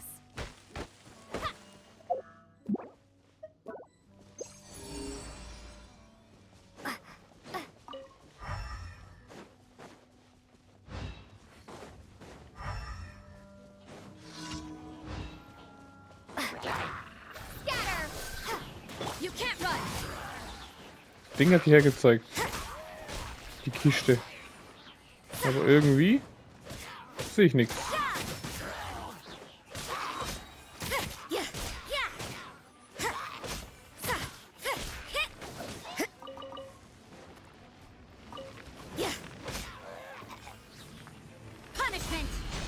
Da, ein bisschen Eis. You can't run! Propagate! Germinate! The fuse is lit! Leave it all to me, as a good knight should. Wo ist der?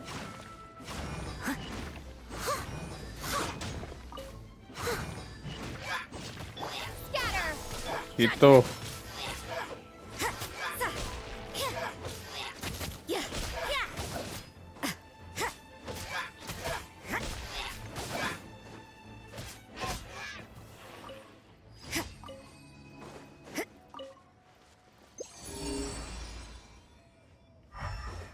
Hä?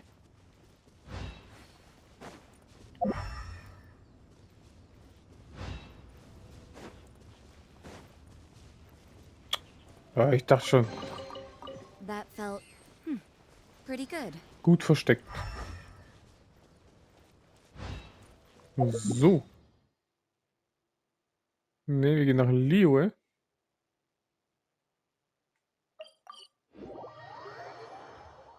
Ins wunderschöne Liyue.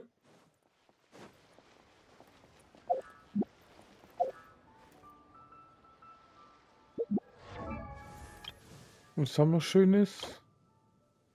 Da fehlt noch einiges. 15. Und King haben wir gemacht, genau.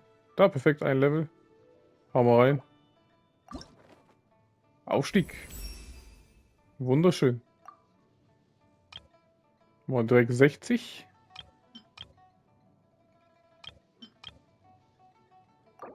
Nochmal wunderschön. So. Kriegen wir das schöne Ding noch. Da haben wir auch schon auf 60. Perfekt.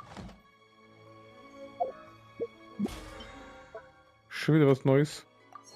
Alter, wird ja immer besser. Aber heute haben wir einiges geschafft, ne? Sehr geil. So. Dann schauen wir noch die ganzen Artefakte, was wir bekommen haben. Da ein neuer, da ein neuer. Neu. Und schauen wir mal, wer was tragen kann. Alles Gold, alles Gold, Gold, Gold.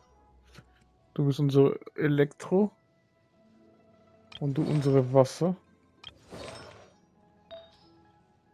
Gold, Gold, Gold, nicht Gold. Mann, wieder eine LP, egal. Besser als nix.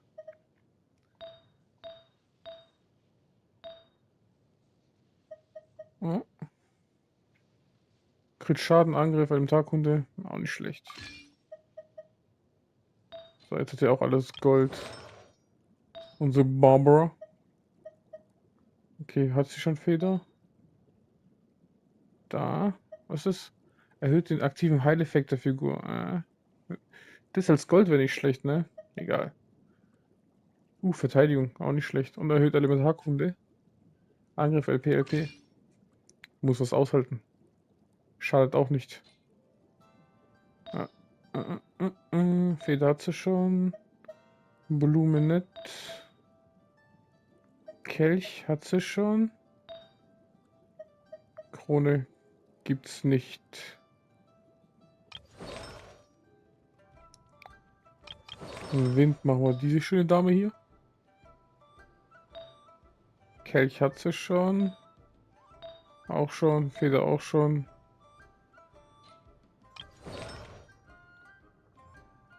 Jetzt ist die Frage. Was habe ich noch Goldenes?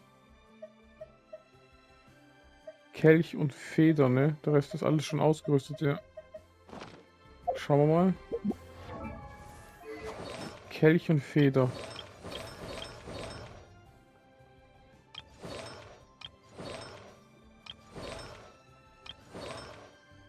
Die hat schon Feder. Kriegt sie halt einen Kelch.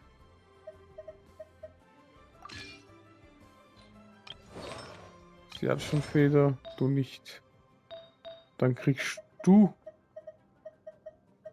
die goldene Feder. Wunderschön.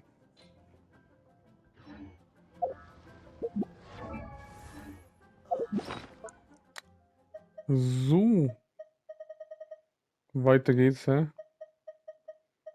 Das sind alles nicht meine. Hier ist alles meine erste Wahl. Verstärken wir doch auf 16.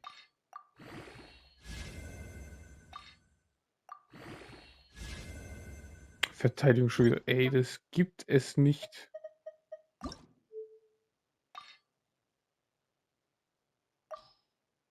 Und das war's. Alles reinhauen, scheißegal. Komm. Wird 16. Ganz bisschen fehlt, ey. Katastrophe.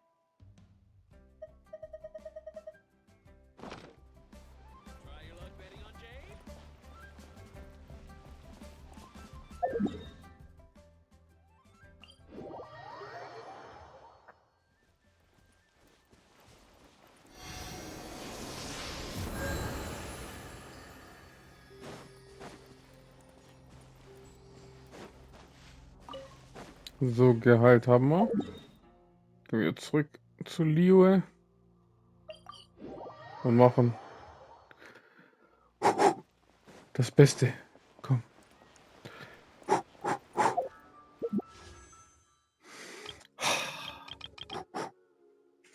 Komm, Xiao.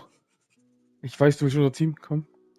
Xiao, Xiao, Xiao. Und jetzt Gold, Gold, Gold, Gold, Gold, Gold, Gold, Gold, Gold, Gold, Gold, Gold, Gold, Gold, Gold, Gold, Gold, Gold, Gold, Gold. Ach, komm. Oh.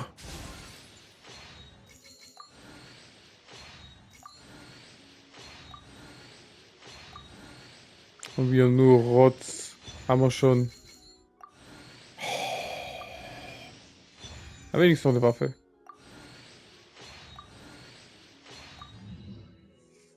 Wenigstens 2. Kann ich mir sogar einkaufen.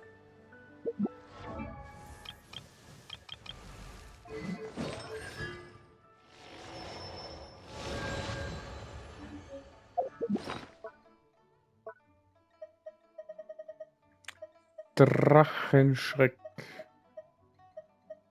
Da haben wir schon.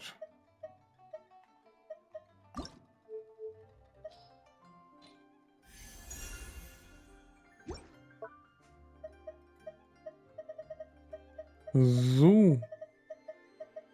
Dann haben wir das auch erledigt. 80, 80, 80, 80. Kann ich den aufleveln? Ah, stimmt.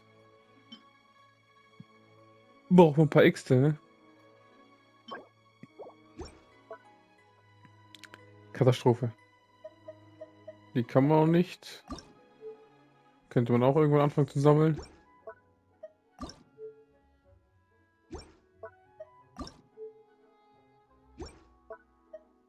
Naja.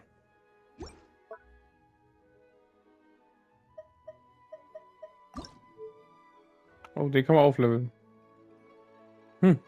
Machen wir. Für unsere Barbara.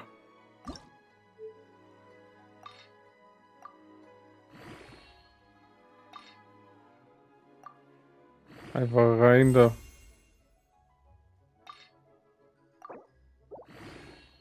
So. Haben wir unsere Barbara auch ein bisschen hochgelevelt. Haben wir nix. Aber nix.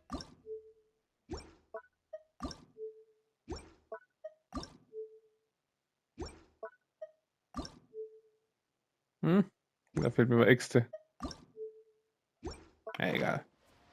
Eine Waffe für Barbara schon ein bisschen aufgelevelt, reicht schon. Das ist Katastrophe. Verlauf.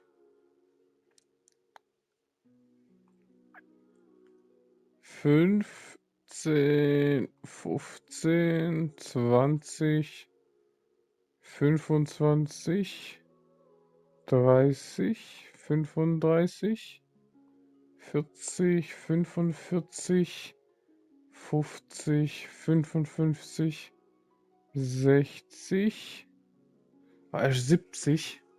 Das heißt, es könnte noch zweimal dauern, ey.